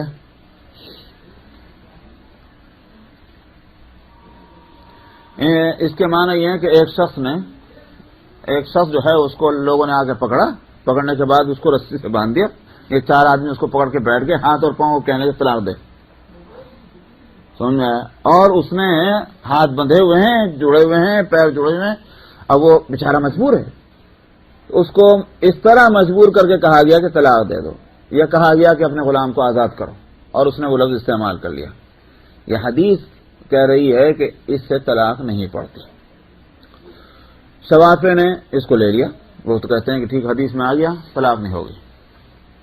حنفیہ یہ کہہ رہے ہیں یہاں کہ 2 صورتیں ہیں، ہم اس حدیث کا بھی احترام کرتے ہیں اور پہلی حدیث جو گئی ہے اس کا بھی احترام کرتے ہیں، اور وہ اصول ہے۔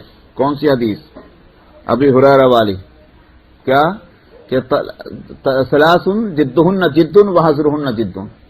ان کا کہنا یہ ہے کہ یہ اصول ہے شریعت میں، ایک اصول سمجھ میں آیا کہ طلاق اور عتاق کے بارے میں، کہ جب حزل جو ہے یعنی بلا ارادہ طلاق دینا بھی طلاق ہے، تو ان کا کہنا یہ ہے کہ اگر کسی شخص کو باندھ کے ڈال دیجئے اور اسے طلاق کا مطالبہ کیجئے، تو اگر اس نے زبان سے طلاق دی ہے تب تو ہم مانیں گے طلاق پڑ گئی ہے. لیکن اگر اس سے کہا گیا لکھ اور اس نے لکھ دیا لیکن زبان سے نہیں بولا، تو وہ کہتے ہیں کہ ہم اس حدیث کی وجہ سے کہیں گے طلاق نہیں پڑے. تو وہ دو حدیثوں کو اس طرح جمع کرتے ہیں. پہلی حدیث جو پرنسپل ہے اس بارے میں اس کو بھی سامنے رکھتے ہیں، اور دوسری حدیث نے جو ایک جزیہ بیان کیا ہے اور اس کو بھی سامنے رکھتے ہیں، لیکن دونوں کا الگ الگ محل متعین کر دیتے ہیں. شوافع جو ہیں وہ ظاہر حدیث کو لے رہے ہیں اور پیچھے والی حدیث جو ہے اس کا خیال نہیں کر رہے ہیں. اچھا صاحب، وعن ابی ہریرہ قال قال رسول اللہ صلی اللہ علیہ وسلم کل طلاق جائز الا طلاق المعتوہ والمغلوب علی عقلہ. ابو ہریرہ رضی اللہ عنہ سے روایت ہے، انہوں نے کہا کہ رسول اللہ صلی اللہ علیہ وسلم نے فرمایا ہر طلاق واقع ہو جاتی سوائے معتوہ کے اور مغلوب کے، جس کی عقل جو ہے وہ مغلوب ہو. معتوہ کس کو کہتے ہیں؟ معتوہ کہتے ہیں نیم دیوانہ کو. ایک تو بالکل مجنون ہوتا ہے، اور مجنون تو وہ ہے کہ اسے بالکل ہوش نہیں، اس نے کھانا کھایا کہ نہیں کھایا، اس کے جو ہے ہاتھوں کو گندگی لگ رہی ہے کہ منہ کو گندگی لگ رہی ہے، اس کے منہ سے کیا نکل رہا ہے اسے کچھ پتہ نہیں، بالکل وہ تو ہے مجنون. اس مجنون میں بھی پھر قسمیں ہیں، فقہا اس کی اقسام بیان کرتے ہیں. ایک مجنون وہ ہے کہ جو جس کو وہ کہتے ہیں کہ تکلیف دینے والا، کہ جناب لوگوں کو گالیاں دے رہا ہے، پتھر مار رہا ہے، ڈھیلے پھینک رہا ہے. ایک تو وہ ہے، اور ایک ایسا نہیں، لیکن بہرحال مجنون ہے. اور تیسری قسم جو ہے یہ معتوہ کی، معتوہ نیم دیوانے کو کہتے ہیں. یعنی وہ جو کوئی بات کہتا ہو اس کا کبھی اس نے کوئی ارادہ ہی نہیں کیا، بے ارادہ وہ اپنی کوئی بات کہتا ہے، اس کو ان الفاظ کا معلوم نہیں، اس کا کیا اثر پڑے گا اس کا اندازہ نہیں، کیا امپیکٹ ہوگا اس کو فیلنگ نہیں ہے. تو ایسے نیم دیوانے کو معتوہ کہا جاتا ہے. تو اس لیے فرمایا کہ ایک تو معتوہ کی طلاق نہیں پڑے گی، اور اسی طرح سے المغلوب علی عقلہ، اس کی بھی یعنی جس کی عقل جو ہے وہ کسی بھی وجہ سے، کسی بیماری کی وجہ سے، ایک بے ہوشی کی حالت ہے، وہ بڑبڑا رہا ہے، عقل اس کی کام نہیں کر رہی ہے، ایسے کو بھی کہا گیا کہ اس کی طلاق نہیں پڑے گی، سوائے پتہ نہیں وہ آگے آ رہی کہ نہیں آ رہی حدیث، لیکن فقہا نے اس کو لیا ہے کہ سوائے شراب کے نشے کے. شراب پینے والا اگر اپنے نشے میں باوجود اس کے کہ اس کو ہوش نہیں کہ کیا بول رہا ہے، اگر وہ طلاق دے گا تو میں نے شوافع کی کتابیں تو نہیں دیکھی، لیکن حنفیہ کی کتابوں میں، فتاوی کی کتابوں میں یہ موجود ہے کہ اس کی طلاق پڑ جائے گی، اور یہ سزاً یہ حکم ہے. اگرچہ اس کی عقل کام نہیں کر رہی ہے، لیکن چونکہ اس نے اپنے ارادے سے ایک گناہ کر کے اپنی عقل کو خراب کیا ہے، تو سزاً اس کا یہ حکم ہوگا کہ اگر اس حالت میں اس نے طلاق دی ہم طلاق کو واقع مانیں گے. یہ حنفیہ کی فتاوی کی کتابوں میں مسئلہ لکھا ہوا ہے. وعن علی قال قال رسول اللہ صلی اللہ علیہ وسلم رفع القلم عن ثلاثة عن النائم حتى يستيقظ وعن الصبي حتى يبلغ وعن المعتوه حتى يعقل. حضرت علی رضی اللہ عنہ سے روایت ہے، انہوں نے کہا کہ رسول اللہ صلی اللہ علیہ وسلم نے فرمایا 3 آدمی ایسے ہیں کہ ان پر سے حکم لگانے والا قلم جو ہے اٹھا لیا جائے. اس کا یہ ایک محاورہ ہے جس کے معنی کیا ہے کہ صاحب اس پر کوئی حکم نافذ نہیں ہوگا. 3 آدمی ایسے ہیں کہ ان پر حکم نافذ نہیں ہوگا. وہ 3 آدمی کیا ہیں؟ فرمایا کہ ایک تو سونے والا جب تک کہ وہ جاگ نہ جائے. سونے میں کچھ بھی کہہ لو، اگر وہ سو رہا ہے تو معاف، اللہ میاں کے یہاں بھی معاف ہے، دنیا میں بھی معاف ہے اگر یہ ثابت ہو جائے کہ وہ سو رہا ہے. اور بچہ جب تک کہ وہ بالغ نہ ہو جائے. اور الماتو جس کو میں نے ابھی کہا تھا دیوانہ، نیم دیوانہ، جب یہاں تک کہ اس کو عقل نہ آ جائے. تو یہ 3 ہیں کہ جن پر کوئی حکم نافذ نہیں ہوگا. وعن عائشة أن رسول الله صلى الله عليه وسلم قال طلاق الأمة تطليقتان وعدتها حيضتان. میں نے ابھی بتایا آپ کو کہ 1، 2 اور 3 طلاقیں اگر کسی شخص نے دی ہیں اپنی بیوی کو تو وہ اب رشتہ نہیں، بالکل لوٹانے کا بھی حق نہیں، نئے نکاح سے بھی، سوائے اس صورت کے ساتھ کسی اور سے شادی ہو. یہ جو بیوی ہے آزاد اس کے لیے. لیکن باندی جو ہے اس کے واسطے شریعت نے ایک دوسرا نصاب رکھا ہے. اس کے اوپر طلاق قطعی واقع ہونے کے واسطے باندی کی شادی کسی سے بھی ہو گئی، سمجھ میں آیا، کسی بھی مرد سے ہو گئی. وہ مرد اگر اس باندی کو طلاق دے تو 2 ہی طلاق جو ہیں قصہ ختم کرنے کے لیے کافی ہے. 1 مرتبہ دے دو تو لوٹا سکتا ہے، اور دوسری مرتبہ دے دی چھٹی ہو گئی، تو اس کے لیے 2 طلاق. اور اسی طرح عدت، طلاق کے بعد جو پیریڈ ہے کہ جس کا گزارنا ضروری ہے اور اس پیریڈ میں وہ کسی سے بھی شادی نہیں کر سکتا، اس کو کر سکتی، اس کو عدت کہتے ہیں. عد یعد اس کے معنی آتے ہیں کاؤنٹ کرنا. تو چونکہ اس میں دن شمار کر کے اور وہ پیریڈ پورا کیا جاتا ہے، اس کو عدت کہا جاتا ہے. تو اس کی اور عورتوں کی عدت ہے، اور عدت ہے 3 پیریڈ. جو منتھلی پیریڈ ہیں وہ 3 پیریڈ آ جانے سے عدت ختم ہوتی ہے. لیکن باندی جو ہے اس کے عدت 2 ہی پیریڈ ہیں، 2 پیریڈ آئے عدت ختم. تو طلاق بھی 2 اس کے لیے اور عدت بھی 2 مہینوں کی یا 2 پیریڈ کی. الفصل الثالث عن ابی ہریرہ ان النبی صلی اللہ علیہ وسلم قال المنتزعات والمختلعات هن المنافقات. صاحب المختلعات تو خلا سے روایت ہے، انہوں نے کہا کہ رسول اللہ صلی اللہ علیہ وسلم نے فرمایا نکل جانے والیاں اور خلے کا مطالبہ کرنے والیاں، جبکہ کوئی بے وجہ، یہاں مراد کیا ہے، یعنی بے وجہ کوئی ان پر ظلم نہیں ہو رہا، کوئی زیادتی نہیں ہو رہی، ان کا کوئی حق نہیں مارا جا رہا ہے، تب بھی گھر چھوڑ بھاگے جا رہی. یہ تو المنتزعات. اور اس کے باوجود وہ شوہر سے طلاق کا مطالبہ کیے جا رہی ہیں، یہ ہے المختلعات. تو فرمایا کہ ہن المنافقات، یہ منافق عورتیں ہیں. اس لیے کہ ایک مومن جو ہے حکم شرعی کا پابند اس کو ہونا چاہیے، اور منافق کیا ہے، حکم شرعی کا لحاظ پاس نہیں کرتا. اس لحاظ سے عملاً یہ منافق ہے. عقیدتاً نو. منافق 2 طرح کے ہیں، ایک تو عقیدہ کے منافق ہیں، جیسا کہ نبی کریم صلی اللہ علیہ وسلم کے زمانے میں مدینے کے اندر یہودیوں کا ایک طبقہ، ان کو منافق کہا گیا. قرآن شریف نے ان کے لیے وہ لفظ استعمال کیا ہے، اذا جاءك المنافقون قال انك لرسول الله والله يعلم انك لرسول والله يشهد ان المنافقين لكاذبون. یہ منافق آپ کے پاس آتے ہیں اور آ کر کہتے ہیں کہ آپ اللہ کے رسول ہیں. بلا شبہ اللہ جانتے ہیں آپ اللہ کے رسول ہیں، مگر یہ جھوٹے ہیں. سمجھ میں آیا؟ یہ ایسا کہنے میں، یعنی جس وقت یہ بات کہہ رہے ہوتے ہیں یہ جھوٹے ہیں. یہ قول جھوٹا نہیں ہے، قول تو سچا ہے، مگر یہ کہنے والے جو ہیں یہ جھوٹے ہیں. تو وہ عقیدے کے منافق تھے. اب آگے چل کر کے آپ کسی کو منافق عقیدے کا نہیں کہہ سکتے. ہوں گے وہ یہ نہیں کہ ختم ہو گئے، دنیا سے ناپید ہو گئے، بلکہ وہ قسم رہ سکتے. مگر آپ کو کیسے معلوم کس کا عقیدہ کیا ہے؟ اللہ کو تو معلوم ہے، اللہ میاں نے پیغمبر کو بتا دیا. لیکن قیامت تک اور اب کوئی ذریعہ کسی کے عقیدے کے جانچنے کا نہیں ہے. ایک شخص کہتا ہے میں مسلمان ہوں، ہم کہیں گے ہاں بھائی مسلمان ہیں، ہم آپ کو اپنا بھائی سمجھتے ہیں. سمجھ میں آیا؟ اس لیے عقیدے کا علم صرف اللہ کو ہے اور کسی کو نہیں. عقیدے کا منافق کسی کو نہیں کہا جا سکتا. لیکن نفاق عملی، وہ عمل چونکہ نظر آتا ہے، تو منافق عملی جو ہے اپنے ایکشن کا نفاق وہ تو ہے، وہ آپ کہہ سکتے ہیں کہ بھئی یہ عمل جو ہے یہ منافقانہ ہے.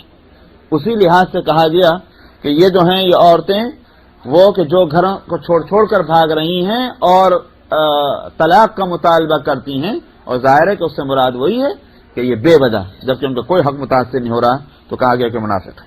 وعن نافع عن مولاة لصفية بنت أبي عبيد أنها اختلعت من زوجها بكل شيء لها فلم ينكر ذلك عبد الله بن عمر. نافع جو شاگرد ہیں ابن عمر کے، ان کے آزاد کردہ غلام بھی ہیں، بڑے محدث تھے اور بڑے امام مالک کے استاذ بھی ہیں، تو اس واسطے بہت درجہ ان کا اونچا ہے. نافع صفیہ بنت ابی عبید کی جو آزاد کردہ باندی تھیں ان سے روایت کرتے ہیں کہ صفیہ بنت ابی عبید نے اپنے شوہر، اور ان کے شوہر کون ہیں؟ ابن عمر. تو ابن عمر سے انہوں نے خلا کا مطالبہ کیا بکل شیء لہا، یعنی جو چیز بھی ان کی ملکیت کی تھی، کن کی؟ صفیہ کی، کہ یہ سب لے لو، مجھے طلاق دے دو. فلم ينکر ذلک ابن عمر نے اس سے انکار نہیں کیا، مطلب ان کی بات قبول کر لی، ان کو طلاق دے دی. تو اس لیے خلا کس کو کہتے ہیں؟ خلا کہتے ہیں طلاق بالعوض کو، طلاق بعوض مال، کہ مال کے یہ کہنا کہ بھئی یہ لے لو، مجھے طلاق دے دو، اس کو کہتے ہیں خلا. اب وہ چاہے وہ مہر ہی کیوں نہ ہو، کہ بھئی میں اپنا مہر معاف کرنے تیار ہوں، مجھے طلاق دے دو. کوئی پراپرٹی دینے تیار ہو جائے، یہ پراپرٹی لے لو، مجھے طلاق دے دو، اس کو کہتے ہیں خلا. عوام میں مشہور کیا ہے؟ کورٹ میں جا کے اس کو خلا نہیں کہتے، اس کو تفریق کہتے ہیں. اگر جج جو ہے مسلمان، ایک تو مسلمان جج ہونا ضروری ہے، خوب سمجھ لیجئے. مسلمان جج اگر کیس کو لینے کے بعد اور فیصلہ یہ دے، پہلے تو مطالبہ کرے گا شوہر سے طلاق دینے کا، یہ اسلامی طریقہ یہی ہے.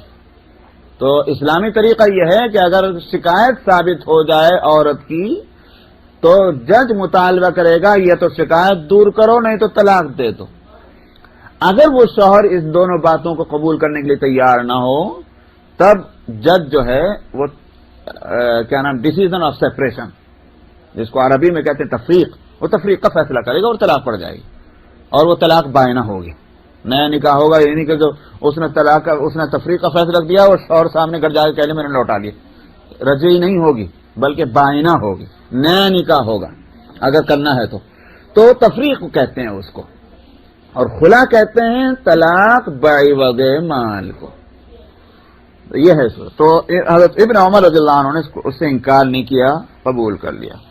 وعن محمود ابن لبید قال اخبر رسول اللہ صلی اللہ علیہ وسلم عن رجل طلق امراته 3 تطلیقات جميعا فقام غضبانا ثم قال أيلعب بكتاب الله عز وجل وأنا بين أظهركم حتى قام رجل فقال يا رسول الله ألا أقتله.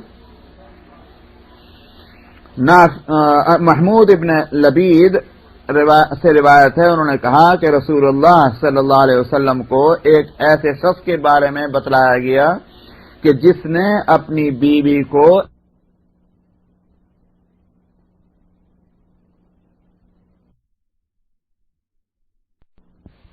اس نے ایک ہی ساتھ 3 طلاقیں اپنی بیوی کو دے دی. کیا ہوا؟ مثلا اس کو کہا کہ طلاق طلاق طلاق، یا اس نے کہا کہ ایک ہی وقت میں تجھے 3 طلاق، جو بھی صورت ہوئی ہو، 3 طلاقیں ایک ہی وقت میں دے دی. نبی کریم صلی اللہ علیہ وسلم نے سنا تو آپ غصے میں کھڑے ہو گئے، سخت غصہ آئے، تو جیسے آدمی بیٹھا ہوا اٹھ کھڑا ہو جاتا ہے نا، آپ کو اتنا غصہ آیا. فقام غضبان، آپ کھڑے ہو گئے غصے کی حالت میں، اور پھر آپ نے فرمایا کیا اللہ عز و جل کی کتاب کے ساتھ کھیل کیا جائے جبکہ میں تمہارے بیچ میں موجود ہوں؟ یہ آپ نے غصے سے فرمایا. آپ کا غصہ فرمانا کوئی کھیل تھا؟ ایک صحابی نے جو دیکھا تو اس نے کہا یا رسول اللہ میں کیا قتل نہ کر دوں جا کر اس شخص کو؟ یعنی جس کا یہ عمل ہو کہ اللہ کے رسول کو غصہ میں لے آئے تو اس کا مطلب یہ ہے کہ بڑا خطرناک عمل ہے اس کا ہے. تو جب خطرناک عمل ہے تو میں اس کو جا کے قتل کر دوں. آپ نے خاموشی اختیار کی. اچھا صاحب، یہ حدیث اس کے بعد والی حدیث بھی لے لیجئے. وعن مالک بلغه ان رجلا قال لعبد الله بن عباس انی طلقت امرأتی 100 تطلیقة فماذا ترى علی؟ فقال ابن عباس طلقت منك ب3 وَسَبْعٌ وَتِسْعُونَ اتَّخَذْتَ بِهَا آيَاتِ اللَّهِ هُزُوًا. سمجھا؟ یہ واقعے آج کل بہت ہو رہے ہیں شکاگو میں، اس لیے ان حدیثوں کو صاف طور پہ سن لیجیے. جب ہم لوگ فتویٰ دیتے ہیں تو ہمارے سے چھوڑ کے ان لوگوں کا مولوی صاحب کو فتویٰ پڑھ سکتا، سمجھا؟ اور پہلے تو فون پہ پوچھتے ہیں اگر ایسا ہو تو کیسا ہوگا. ہمیں بھی خوب تجربے ہو گئے. ہم نے کہا اگر مگر سے نہیں بھائی، پہلے تو یہ لکھ کے بھیج دو. اجی نہیں، ہم ذرا بتا دیجئے فون پہ اگر ایسا ہو. میں نے کہا بتاتا ہی نہیں، لکھ کے بھیجو واقعہ کیا ہوا ہے، میں بھی لکھ کے بھیجوں گا. اور اگر نہیں سمجھ میں آیا تو کسی ایسے ویسے سے نہیں، کہیں بھی جہاں دارالافتاء ہو، جہاں اسٹمپ لگا کر فتویٰ دیا جاتا ہو، وہاں میرے لکھے کو بھیج دینا. اگر وہ صحیح کہیں تو صحیح ہے اور غلط کہیں تو پھر غلط ہے. اس کے بعد وہ فتویٰ جو دیں اس پر عمل کرنا. لیکن وہ تو کیا پوچھتے ہیں، ان سے پوچھ لو فون پہ. اگر مطلب کی بات یہ کہہ رہے ہیں تو لے لو، اور نہیں کہہ رہے ہیں تو کسی اور سے پوچھ لیں گے، چاہے رضی الدین صاحبی سے پوچھ لیں گے. سمجھا نہیں؟ اب اگر ان کا مسئلہ صحیح ہوا ہم اس پر عمل کر لیں گے. یہ ہے مسئلہ. تو آپ کو بتاؤں کہ کتنی خطرناک بات ہے یہ. قرآن شریف نہیں لائے گا، مسئلہ آیا تو میں بتا دوں. اب صفحہ نمبر 107 107 سورہ المائدہ، اور آیت جو ہے یہ چل رہی ہے 41.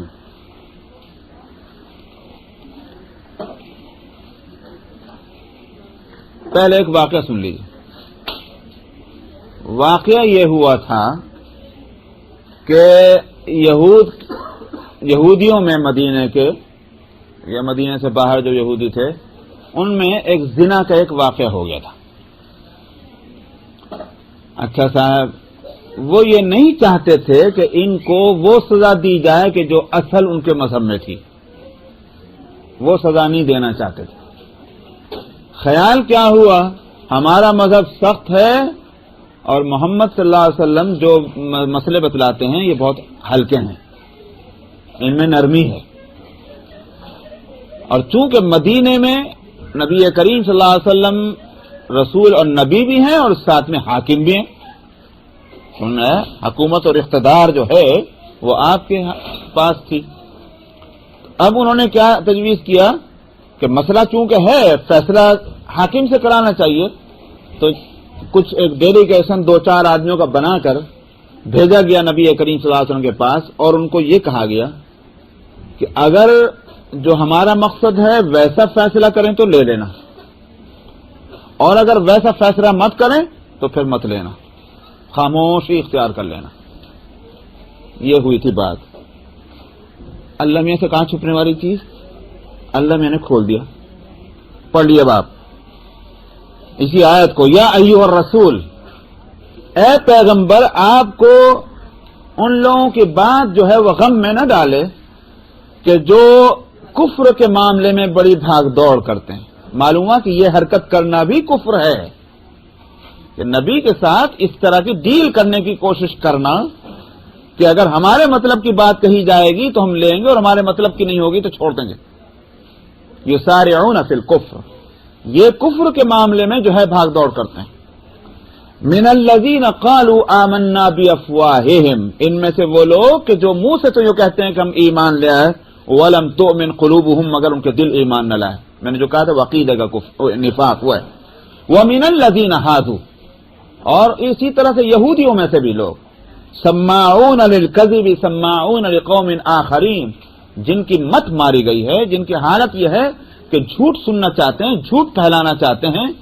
سچ جو ایک انسان کا کیریکٹرسٹک ہے سچائی، وہ ان کے اندر سے نکل چکی ہے. مطلب یہ ہے کہ اخلاق اور کردار ان کا ختم ہو چکا، تباہ ہو چکا ان یہودیوں کا. فرمایا لم یاتوکا، یہ آپ کے پاس آتے نہیں. کیوں نہیں آتے؟ اس واسطے کہ یہاں آنے کے بعد ان کے جھوٹ کھلیں گے، سچائی سامنے آئے گی. یحرفون الکلم من بعد مواضعہ، اور یہ باتوں کو اس کی جگہ سے ہٹاتے ہیں، یعنی چاہے تو لفظ کو ہی بدل دیں، چاہے اس کے معنی جو ہیں وہ اس کو بدلنے کی کوشش کریں. آگے یقولون، یہ یوں کہتے ہیں ان اوتی تم ھذا فخذوا، اگر پیغمبر تو کہتے ہی تھے اگر محمد یہ کہیں تو لے لینا، اور وَإِن لَّمْ تُؤْتَوْهُ فَاحْذَرُوا، اور اگر وہ نہ ہو تو پھر تم چھوڑ دینا. سمجھ میں آیا؟ یہ ہے وہ بات، کتنی خطرناک بات ہے. لیکن ہم لوگوں کی حالت یہ ہے، میں اسی لیے کہتا ہوں کہ بھائی یہ مت دیکھو آسانی کہاں ہے، یہ دیکھو کہ مسئلہ بتلانے والا جو ہے وہ قابل اعتبار ہے کہ نہیں ہے، وہ کسی دلیل اور ریزن سے اور ایسی بتلا رہا ہے کہ نہیں بتلا رہا ہے۔ ہر چلتے پھرتے آدمی سے اگر مسئلہ پوچھیں گے تو ایسے ہی کیا ہم اس کے لیے تیار ہیں کہ چلتے پھرتے سے ہم جو ہے ہاتھ دکھانے کے بعد کہیں گے دوا بتا دینا؟ سمجھا؟ اگر ہر چلتے پھرتے کو اپنا ہاتھ بتا کر کے اور اس سے دوائیں اور پرسکرپشن ہم نہیں لے سکتے، کیوں؟ جان پیاری ہے، سمجھ میں آیا؟ ہمیں بدن بڑا عزیز ہے، ایمان پیارا نہیں، اسلام پیارا نہیں، وہاں ہم نہیں دیکھتے کہ جو جس سے ہم مسئلہ پوچھنے جا رہے ہیں وہ قابل اعتبار ہے کہ نہیں۔ اس واسطے کیا مصیبت ہے، کیا جلدی ہے؟ بھائی طلاق دی ہو یا کوئی اور مسئلہ ہو، لکھو، اور لکھنے کے بعد امریکہ ہو کہ لندن ہو کہ چائنا ہو کہ سعودی عرب ہو، آج تو ماشاءاللہ ہر ایک ہفتے میں میل کہیں سے کہیں آ جاتی، لکھ کے بھیج دیے، وہاں سے اسٹیمپ لگوا کر کے اور فتویٰ لیجئے اور اس پر عمل کیجیے۔ اب اس کے بعد وہ جانے اور اس کا اللہ جانے، یہ ہونا چاہیے، لیکن یہ نہیں کرتے۔ دیکھا کہ بھائی کہاں سے مسئلہ صحیح نکل رہا ہے، چاہے وہ عالم ہو کہ نہ ہو، لیکن یہ مسئلہ پوچھو تو یہ تو کوئی بات نہ ہو۔ تو اس لیے میں عرض کر رہا تھا کہ یہاں آپ اس تعلق سے ایک حدیث تو کیا ہوئی امام محمود ابن لبید والی کہ شوہر نے تینوں طلاقیں ایک ہی دم دے دیں، نبی کریم صلی اللہ علیہ وسلم کو غصہ آیا۔ اچھا صاحب، اس سے کیا مطلب سمجھ میں آ سکتا ہے؟ سمجھنے والا کوئی سمجھ سکتا ہے کہ شاید طلاق پڑی ہی نہیں۔ آپ کو غصہ آیا اس بات پر کہ اس نے غلط حرکت کی، مگر طلاق پڑی نہیں۔ دوسری حدیث جو لا رہے ہیں وہ اسی بات سے لائیں، امام مالک سے روایت ہے، انہوں نے کہا کہ ان کو یہ بات پہنچی ہے کہ ایک شخص نے عبداللہ ابن عباس رضی اللہ عنہما سے کہا کہ میں نے اپنی بیوی کو 100 طلاق دے دی، بڑا تیز آدمی تھا، 100 طلاق دے دی، تو آپ میرے تعلق سے کیا فرماتے ہیں؟ تو ابن عباس رضی اللہ عنہما نے فرمایا تیری بیوی پر 3 طلاقیں تو پڑ گئیں اور باقی کتنی بچی؟ 97۔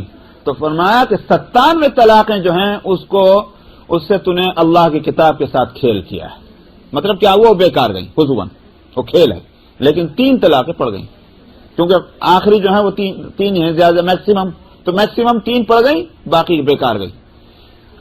اب یہاں دونوں حدیثوں کو ملائیے۔ پہلے میں مسئلہ بتلا دوں، شریعت نے کیا ہے جی 2 منٹ ہیں، میں اگر یہاں چھوڑ دوں گا تو پھر اگلے ہفتے اگر آپ نے مجھ سے مطالبہ کیا میرا بس کا نہیں، میں بالکل بھول جاؤں گا جو مضمون اس وقت آ رہا ہے، اور اگر مضمون کو کرانا ہے تو ابھی کرا لیجیے، میں واقعی میں مجبور ہوں۔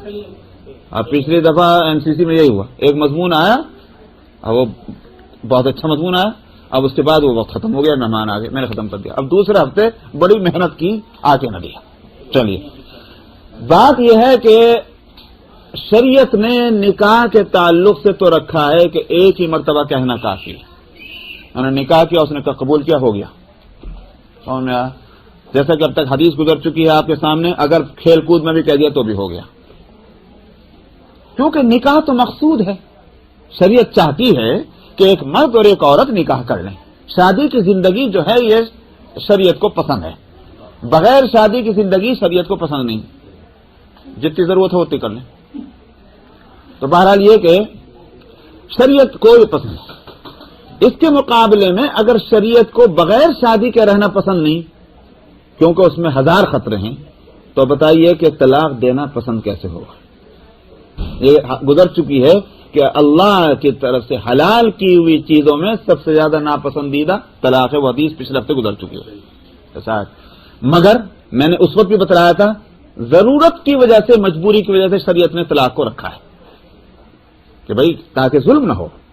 اگر طبیعتوں میں میل نہیں ہے تو بجائے اس کے کہ اس کو لٹکا کے رکھا جائے، تب اس صورت میں طلاق کی صورت رکھی گئی۔ اچھا صاحب، رکھی تو ہے، مگر یہ بھی تو ہو سکتا ہے کہ وہ حقیقتاً میل ہے مگر وقتی طور پر سمجھ میں آیا کوئی ایسی بات پیش آ گئی کہ شوہر مجبور ہو گیا، یہ کہ غلطی کر بیٹھا کہ اس نے طلاق کا لفظ بول دیا غصے میں آ کر، جو بھی ہو۔ اب اگر قطعی چھٹی کر دی جائے تو کہا تو یہ جائے گا کہ بھئی اگر ایک مرتبہ کا نکاح کر دینا کافی ہے تو ایک مرتبہ کا طلاق کا لفظ بول دینا بھی کافی ہونا چاہیے. مگر شریعت کی مہربانی دیکھیے، شریعت نے کیا رکھا، ہم تم کو 2 چانس اور دیتے ہیں. سمجھ میں آیا؟ اور وہ یہ کہ ایک مرتبہ طلاق بولنے کے بعد جو 3 پیریڈ کا ٹائم ہے، اگر وہ پریگننٹ نہیں ہے، اور اگر پریگننٹ ہے تو وہ ڈلیوری تک کا ٹائم، یہ عدت کہلائے گا. اس عدت کے دوران تم اس کو لوٹا لو، ہم چانس دیتے ہیں تم کو. سمجھا سر؟ لیکن ہوا کیا کہ پھر جھگڑا ہوا، پھر کوئی لڑائی ہوئی، پھر کوئی غلطی حماقت ہوئی، اس نے پھر ایک لفظ طلاق بول دیا، طلاق. تو شریعت نے کہا تم نے غلطی کی ہے، ہو سکتا ہے کہ تمہیں عقل آ جائے اور تمہاری آئندہ کی زندگی پھر بن جائے، ہم ایک اور چانس تم کو دیتے ہیں. یہ ہے شریعت کی مہربانی کہ عدت کے دوران اگر تم لوٹانا چاہتے ہو لوٹا لو اور پھر اپنی زندگی کو آپس میں گزارو. لیکن حماقت کی 30 مرتبہ پھر طلاق دی. مثلا حماقت کی یہ کہ واقعتاً سنجیدگی کے ساتھ سیریسلی فیصلہ یہی ہوا کہ نہیں بھائی نباہ نہیں ہوتا، 30 مرتبہ پھر طلاق دی. آخر کہیں نہ کہیں تو جا کر گاڑی رکنی، شریعت نے کہہ دیا اب چھٹی ختم ہوئی.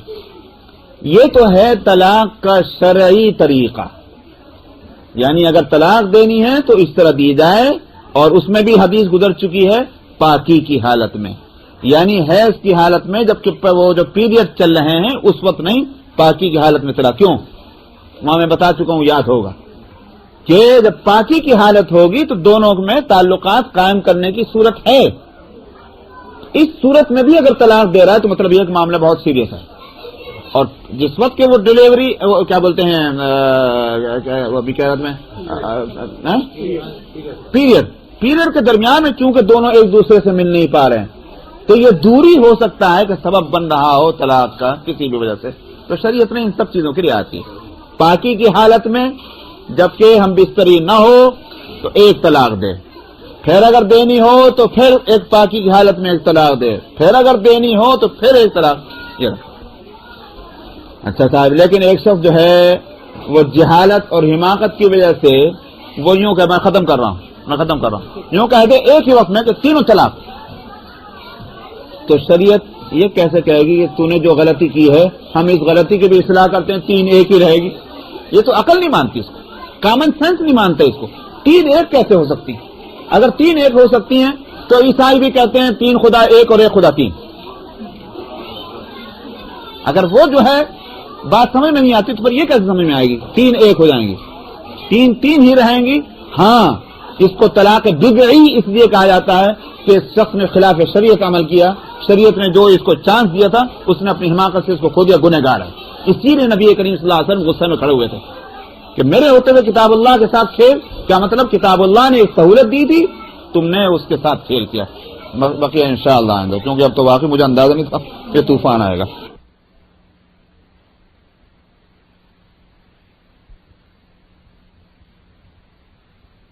حلل لہو، قرآن شریف میں آیا فلا تحلوا، تو وہ حلال ہونا، اس سے یہ بن گیا کہ یہ دوسرا نکاح کرنا جو ہے یہ اس کو حلالہ کہا جانے لگا. تو جس شخص نے نکاح کیا ہے وہ حلالہ کر رہا ہے، لیکن آپ نے لعنت بھیجی. کیا مطلب ہوا؟ اس کا مطلب یہ ہے کہ اس نیت سے نہ شادی کرے کہ میں شادی کرنے کے بعد طلاق دے دوں گا تاکہ یہ جا کر کے پہلے عورت سے شادی کرے، پہلے شوہر سے شادی کرے. اس نیت سے نہیں ہونی چاہیے شادی جو بھی ہو وہ ہمیشہ کے لیے ہونی چاہیے. ہاں، پھر اگر کسی وقت نوبت آ جائے طلاق کی یا شوہر کا انتقال ہو جائے تو بے شک پھر پہلے شوہر سے یا کسی سے بھی شادی کر سکتی ہے، وہ مسئلہ الگ ہے. حلال ہونے کے لیے تو ضروری ہے کسی اور سے شادی ہو، مگر دوسرا آدمی اس لیے شادی کرے کہ بھائی تاکہ پہلے شوہر کے لیے حلال ہو جائے، یہ نیت اور یہ ارادہ غلط ہے. اس لیے آپ نے لعنت ہے حلالہ کرنے والے پر اور جس کے لیے حلالہ کیا گیا ہے اس پر بھی، کہ اگر یہ ایگریمنٹ ہو جائے بھائی میں نے 3 طلاق دے دی تھی، عدت گزارنے کے بعد ذرا میری بیوی سے تم شادی کر لینا، سمجھا، اور اس کے بعد اسے طلاق دے دینا تاکہ عدت گزار کے پھر میں اس سے شادی کر لوں. یہ ایگریمنٹ کرنا جو ہے دونوں پہ لانا، یہ حاصل اس کا. شادی ہونی چاہیے، بالکل ہمیشہ کے لیے ہونی چاہیے. وعن سليمان بن يسار قال أدركت 17 من أصحاب رسول الله صلى الله عليه وسلم كلهم يقول يوقف المولي. پہلے مسئلہ سمجھیے، ایلا کس کو کہتے ہیں؟ ایلا اس کو کہتے ہیں، قرآن شریف میں یہ اس کا لفظ ہے، سورہ بقرہ میں بھی ہے، للذین یؤلون من نسائہم. ایلا کے معنی اصل میں آتے ہیں کوئی شخص قسم کھا لے کہ میں اپنی بیوی سے یہ تعلق نہیں رکھوں گا مثلا. اب اس کی دو صورتیں ہیں یا تین صورتیں کہہ لیجیے. ایک صورت تو یہ ہے کہ اس کے کوئی ٹائم مقرر نہیں، کوئی اس نے وقت نہیں بتایا کہ میں کتنے وقت کے لیے یہ قسم کھا رہا ہے. دوسری صورت یہ ہے کہ وقت اس نے متعین کر دیا. پھر اس وقت کے متعین کرنے میں بھی دو صورتیں ہیں. ایک تو یہ ہے کہ وہ 4 مہینے سے کم کی مدت ہے، اور یا دوسری صورت، تیسری کیا صورت بنتی ہے کہ 4 مہینے یا اس کے بعد کی مدت. یہ 3 صورتیں بن گئی ہیں. قسم کھایا ہے کہ میں اپنی بیوی سے تعلق نہیں رکھتا، یہ تو مدت مقرر نہیں ہے، اور ہے تو 4 مہینے کے اندر کی ہے یا 4 مہینے کے بعد کی. مسئلہ جو ہے وہ یہ ہے کہ اگر 4 مہینے گزر جائیں تو یہاں سے ایلا ہوتا ہے، اس کو ایلا کہتے ہیں. اب کیا اس کا اثر پڑے گا، یہ حدیث وہی بتا رہی ہے، اور اس میں فقہا شوافع اور حنفیہ کیا سمجھ رہے ہیں اس کو میں بعد میں بتلاؤں گا. لیکن حکم یہ ہے کہ اگر 4 مہینے سے کم کی مدت کے لیے اس نے ایلا کیا، وہ قسم کھائی ہے، تب تو ایلا نہیں ہوتا. ایلا ہوئے گا جبکہ 4 مہینے کی مدت بنتی ہو. تو یہ تو 4 مہینے کی مدت ہو یا کوئی مدت نہ ہو اور 4 مہینے گزر جائیں تو ایلا ہو جائے گا. لیکن اگر 4 مہینے سے کم کی مدت کی قسم کھائی پھر ایلا نہیں. تو صاحب ایلا کے صورت میں کیا ہوگا؟ حنفیہ تو یہ کہتے ہیں کہ 4 مہینے جیسے ہی پورے ہوئے اس پر طلاق پڑ جائے. یہ تو ہے حنفیہ کا کہنا. سمجھ گئے؟ اور شوافع کا کہنا کیا ہے؟ شوافع کا کہنا یہ ہے طلاق نہیں پڑے گی، بلکہ یہ کہ اس کا معاملہ رک جائے گا یہاں آ کر کے، اور اس سے کہا جائے گا یا تو طلاق دے دو اور یہ اس کو تم لوٹا دو. مطلب یہ ہے کہ پسند کا کفارہ دو اور اس سے تعلق قائم کر دو. اگر ان دونوں باتوں کے لیے وہ راضی نہیں ہے، نہ تو طلاق دے رہا ہے نہ اس کو لوٹا اپنے تعلق قائم کر رہا ہے کفارہ دے کر، تو پھر اس صورت میں مسئلہ قاضی کے پاس جائے گا اور قاضی جو ہے وہ سپریٹ کر دے گا دونوں کو. یہ شوافع کا کہنا ہے. یہ حدیث جو ہے اپنے ظاہری الفاظ کے لحاظ سے شوافع کی دلیل ہے. ترجمہ اس کا جو ہے وہ یہ ہے کہ سلیمان ابن یسار سے روایت ہے، انہوں نے کہا کہ میں نے رسول اللہ صلی اللہ علیہ وسلم کے صحابہ میں سے 17 بدعہ 3 یا 3 سے زیادہ کی عدد کے لیے بولا جاتا ہے، بلکہ بدعہ کا لفظ آتا ہی ہے 10 سے اوپر، 13، 14، 15، 16. اس کا مطلب یہ ہے کہ میں نے 10 سے زیادہ 13، 14، 15 جتنے بھی صحابہ ہوں میں نے ان کو دیکھا. یہ ایک عرب وہاں کا محاورہ تھا بدعت عشر، کہ میں نے صحابہ کو دیکھا ہے وہ سب کے سب یوں کہتے تھے کہ یوقف المولی، مولی ایلا کرنے والے کو کا معاملہ رک جائے گا. رک جانے کا معنی کیا ہے؟ طلاق نہیں پڑے گی بلکہ اس کا معاملہ موقوف رہے گا اس بات پر کہ وہ طلاق دے یا اس کو لوٹے.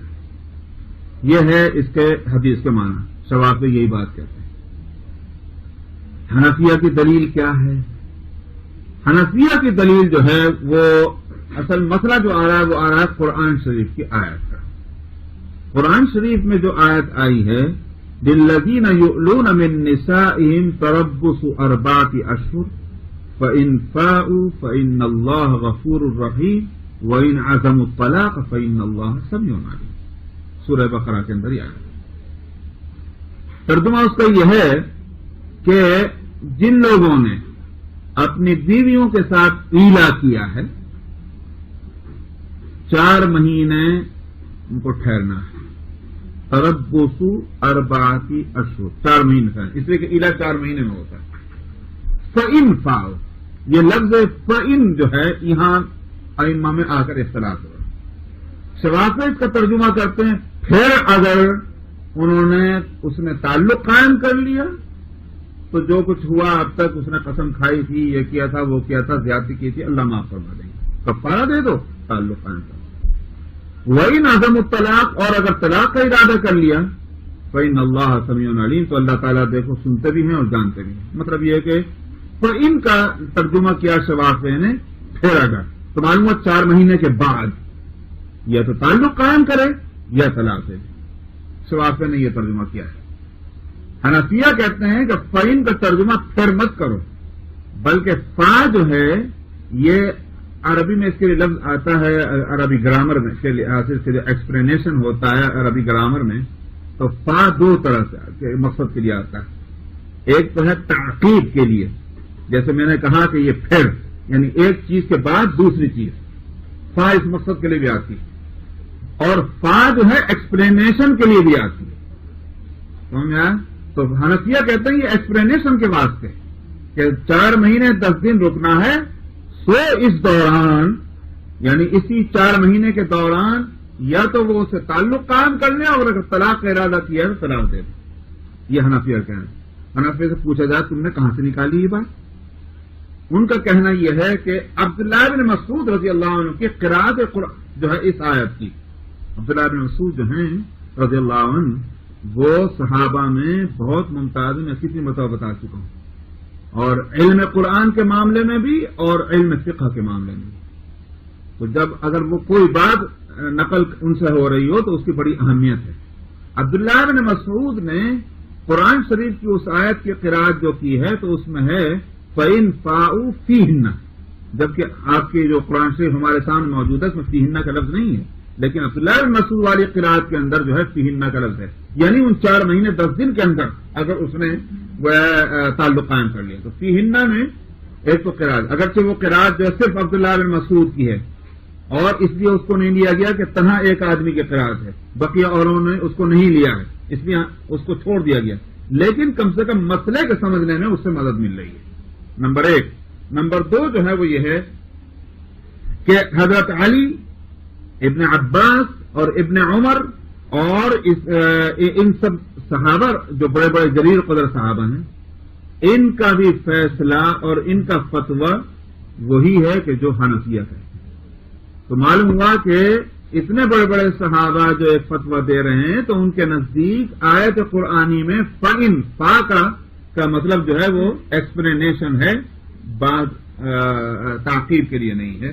یہ ہے حنفیہ کی دلیل. تو حاصل یہ ہوا کہ حنفی مسلک کے لحاظ سے اگر کسی شخص نے ایلا کیا ہے تو جیسے ہی 4 مہینے پورے ہوں گے اس پر طلاق پڑ جائے گی. حنفیہ کا مسلک ہو گیا.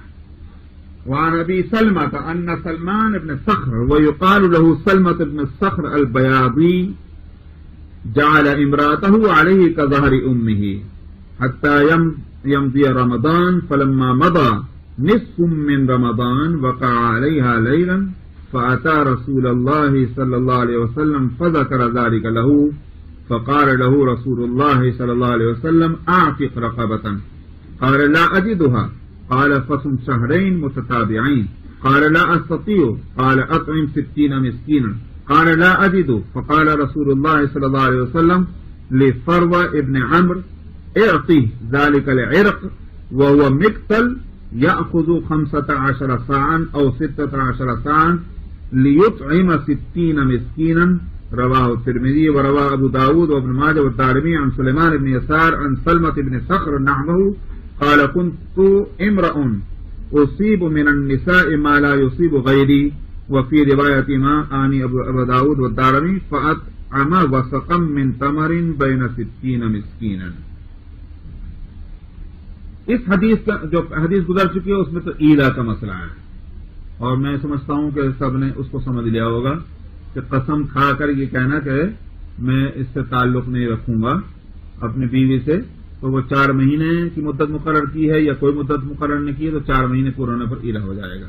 شوافی کے نزدیک اس کو یہ حق ہوگا کہ طلاق دے یا تعلق قائم کرے، اور حنفیہ کے نزدیک خود بخود طلاق پڑ جائے گی. یہ مسئلہ ایلا کا ہوا. اس حدیث کے اندر ایک دوسرا مسئلہ آ رہا ہے، اس کو کہا جاتا ہے زہار. زوئے چھوٹی ہے الف اور را، یہ زہار کا مسئلہ ہے۔ قرآن شریف میں اس کا بھی تذکرہ ہے سورہ المجادلہ کے اندر۔ زہار کہتے ہیں، زہار اصل میں یہ زہر سے بنا ہے۔ عام طور پر جو ہے قریش میں ایک رواج تھا اور اس رواج کو اس زہار ہی کہا جاتا تھا۔ وہاں شریعت میں اس مسئلے کو ایز اٹ از لے لیا اور اس کا حکم بتلا دیا کہ اگر کوئی شخص ایسا کرے تو اس کا حکم یہ ہے۔ تو زہر کے معنی آتے ہیں کمر کے۔ یوں کہہ دیا کرتے تھے، کوئی شخص اپنی بیوی کو کہہ دیتا تھا کہ تو ایسی ہے میرے لیے جیسے میری ماں کی کمر، زہر کمر کو کہتے ہیں۔ تو بولا تو کمر یعنی پشت اور بیک، لیکن اس سے مراد کیا ہے کہ تو پوری کی پوری میرے لیے ایسی ہوگی جیسے میری ماں۔ تو ظاہر ہے کہ ماں سے تو وہ تعلق نہیں ہو سکتا جو بیوی سے ہوتا ہے۔ اس کا مطلب کیا ہوا کہ اب تو اس سے میں وہ تعلق نہیں رکھوں گا۔ تو قرآن شریف میں ایسا کہنے سے منع تو کیا گیا کہ تم غلط لفظ بولتے ہو، ایسا نہیں بولا کرو۔ ماں ہی ہے، کوئی دوسری جو ہے ماں کیسے بن جائے گی، لہذا اس کو ماں کے جیسا کیوں بتاتے ہو؟ قرآن شریف منع تو ضرور کیا گیا، لیکن سوال یہ کہ ایک ہے کہ یہ لفظ بولا جائے کہ نہ بولا جائے، اور ایک یہ کہ اگر بولے تو حکم کیا ہو۔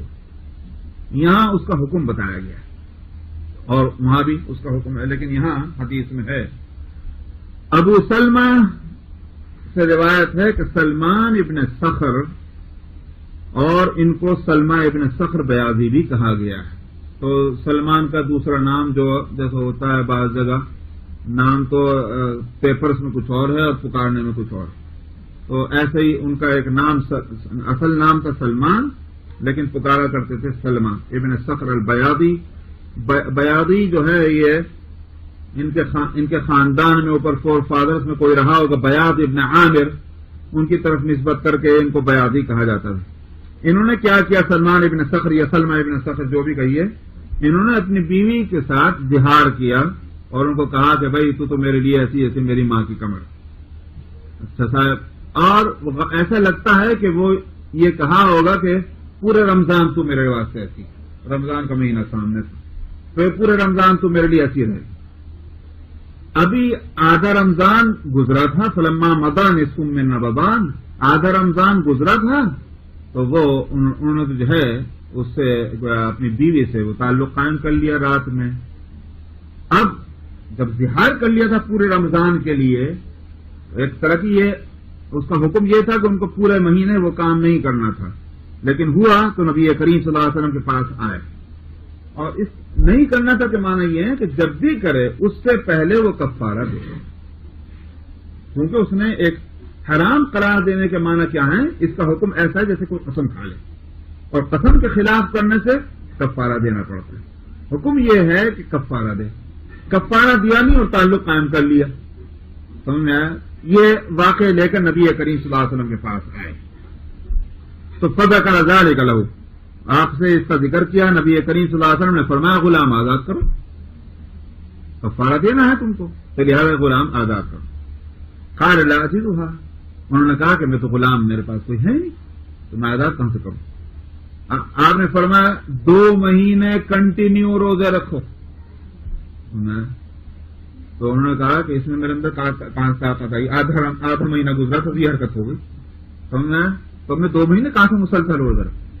کفارے کے روزوں کے واسطے یہ ضروری ہے کنٹینیو ہونا چاہیے، بیچ میں ایک روزے کا بھی گیپ نہیں ہو سکتا، کفارے کے روزوں کے لیے ضروری ہے، سمجھنا؟ اسی واسطے اگر کسی شخص نے بالارادہ رمضان کا روزہ توڑا، ایک تو ہوتا ہے ٹوٹ گیا، کوئی چیز خطان کھا لی، اور یہ خطان اور چیز ہے، نسیان اور چیز ہے، بھول کر کھا لینا جو ہے اس سے نہیں روزہ ٹوٹتا۔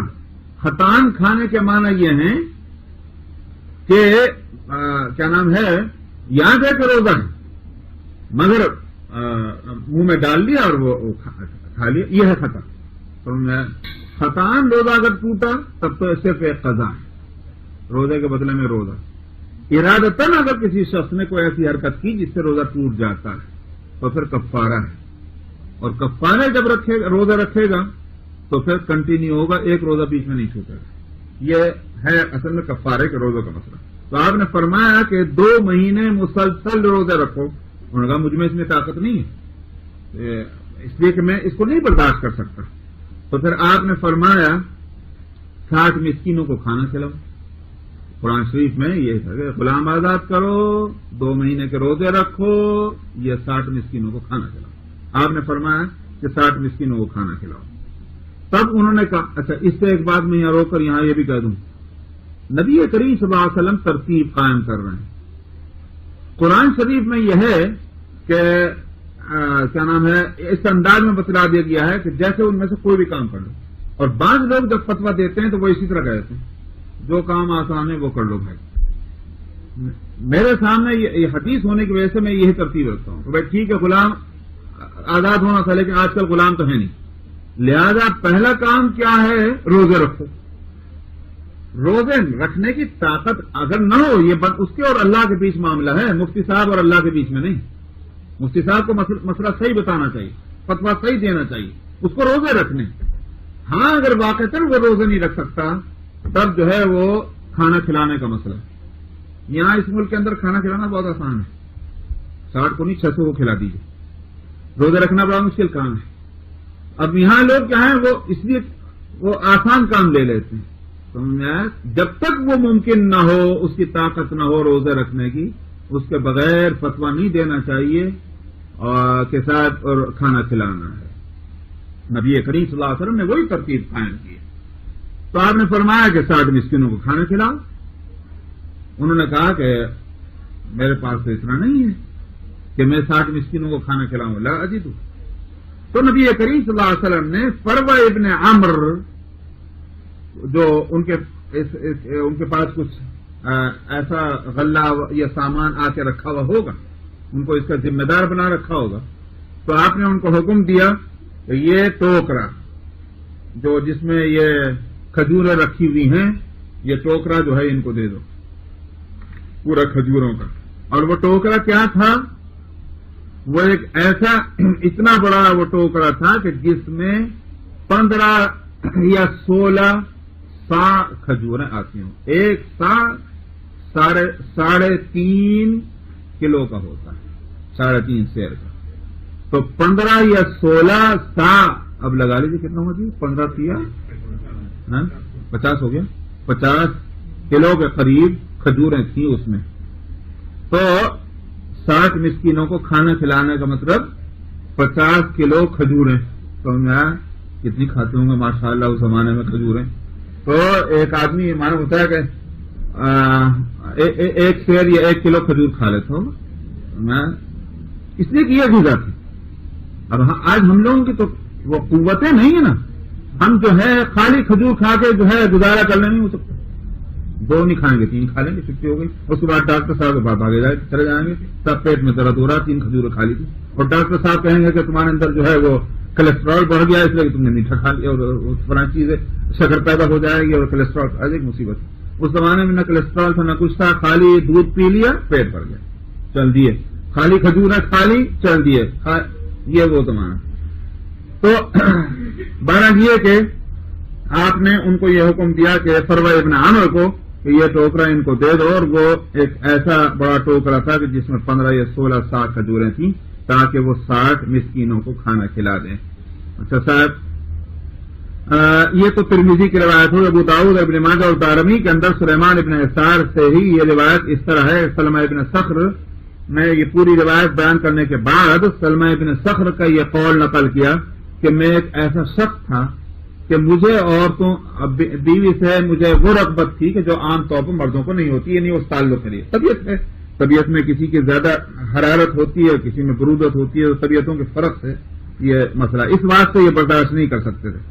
اور انہی دونوں کی روایت میں یعنی ابو داؤد اور دارمی کی روایت میں یہ بھی ہے کہ پھر انہوں نے وہ کھجوروں کا وہ 60 سا، یہ جو وسق ایک پیمانہ ہے عربی کے اندر، 60 سا جو ہیں وہ ایک وسق کہلاتی. تو انہوں نے جو ہے وہ 60، آپ نے تو کیے تھے 15، مگر معلوم ہوتا ہے کہیں اور سے بھی مل گیا ان کو کھجوریں. تو ایک وسق کھجوریں 60 سا کتنے ہوئے، ان کو 3.5 سے ملٹیپلائی کر لیجیے، 200 سیر جو ہے 200 کوئنٹل، 2 کوئنٹل کھجوریں انہوں نے کھلا دی لوگوں کو. تو انہوں نے جو ہے مسکینوں کو، اور وہ بھی 60 مسکینوں کے درمیان یہ 2 کوئنٹل کھجوریں تقسیم کر دی. تو اس طرح سے ان کا کفارہ ادا ہو گیا. وعن سلیمان ابن یسار عن سلمة ابن صخر عن النبی صلی اللہ علیہ وسلم فی المظاہر یواقع قبل ان یکفر قال کفارۃ واحدہ. صاحب ایک مسئلہ اور ہے، واقعی احسان ہے شریعت کا. لوگ شریعت کو یہ سمجھتے ہیں بڑی تنگی ہے، لیکن کتنا احسان. سوال یہ پیدا یہ ہو سکتا تھا کہ ان صاحب نے وقت گزرنے سے پہلے جو ہے وہ تعلق قائم کر لیا اور آپ نے کفارہ دلایا. سوال یہ کہ رمضان جب گزر جائے گا جس کے لیے انہوں نے وہ ظہار کیا تھا، پھر کیا ہوگا؟ پھر بھی کفارہ دینا ہے کیا؟ یہ سوال پیدا ہوتا ہے. یا یہ حدیث آ کر کے اس کو کھول رہی ہے. تو سلیمان ابن یسار سے روایت ہے، وہ سلمہ ابن صخر سے، اور وہ نبی کریم صلی اللہ علیہ وسلم سے اس بات کو روایت کرتے ہیں کہ ظہار کرنے والے کے بارے میں کہ اگر وہ کفارہ ادا کرنے سے پہلے اپنی بیوی سے وہ تعلق قائم کر لے تو ایک ہی کفارہ رہے گا، 2 کفارے نہیں. بعض لوگوں کی رائے اگرچہ یہ رہی ہے کہ 2 کفارے دے گا، کیونکہ یہ کفارہ تو اس نے اس کا ہے کہ وقت سے پہلے اس نے تعلق قائم کیا، اور دوسرا کفارہ جو ہے وقت پورا ہونے کے پر قسم پوری ہے، تو وہ بعض لوگوں کی رائے ہے. لیکن حدیث نے آ کر صاف کر دیا کہ نہیں، بس ایک ہی کفارہ رہے گا.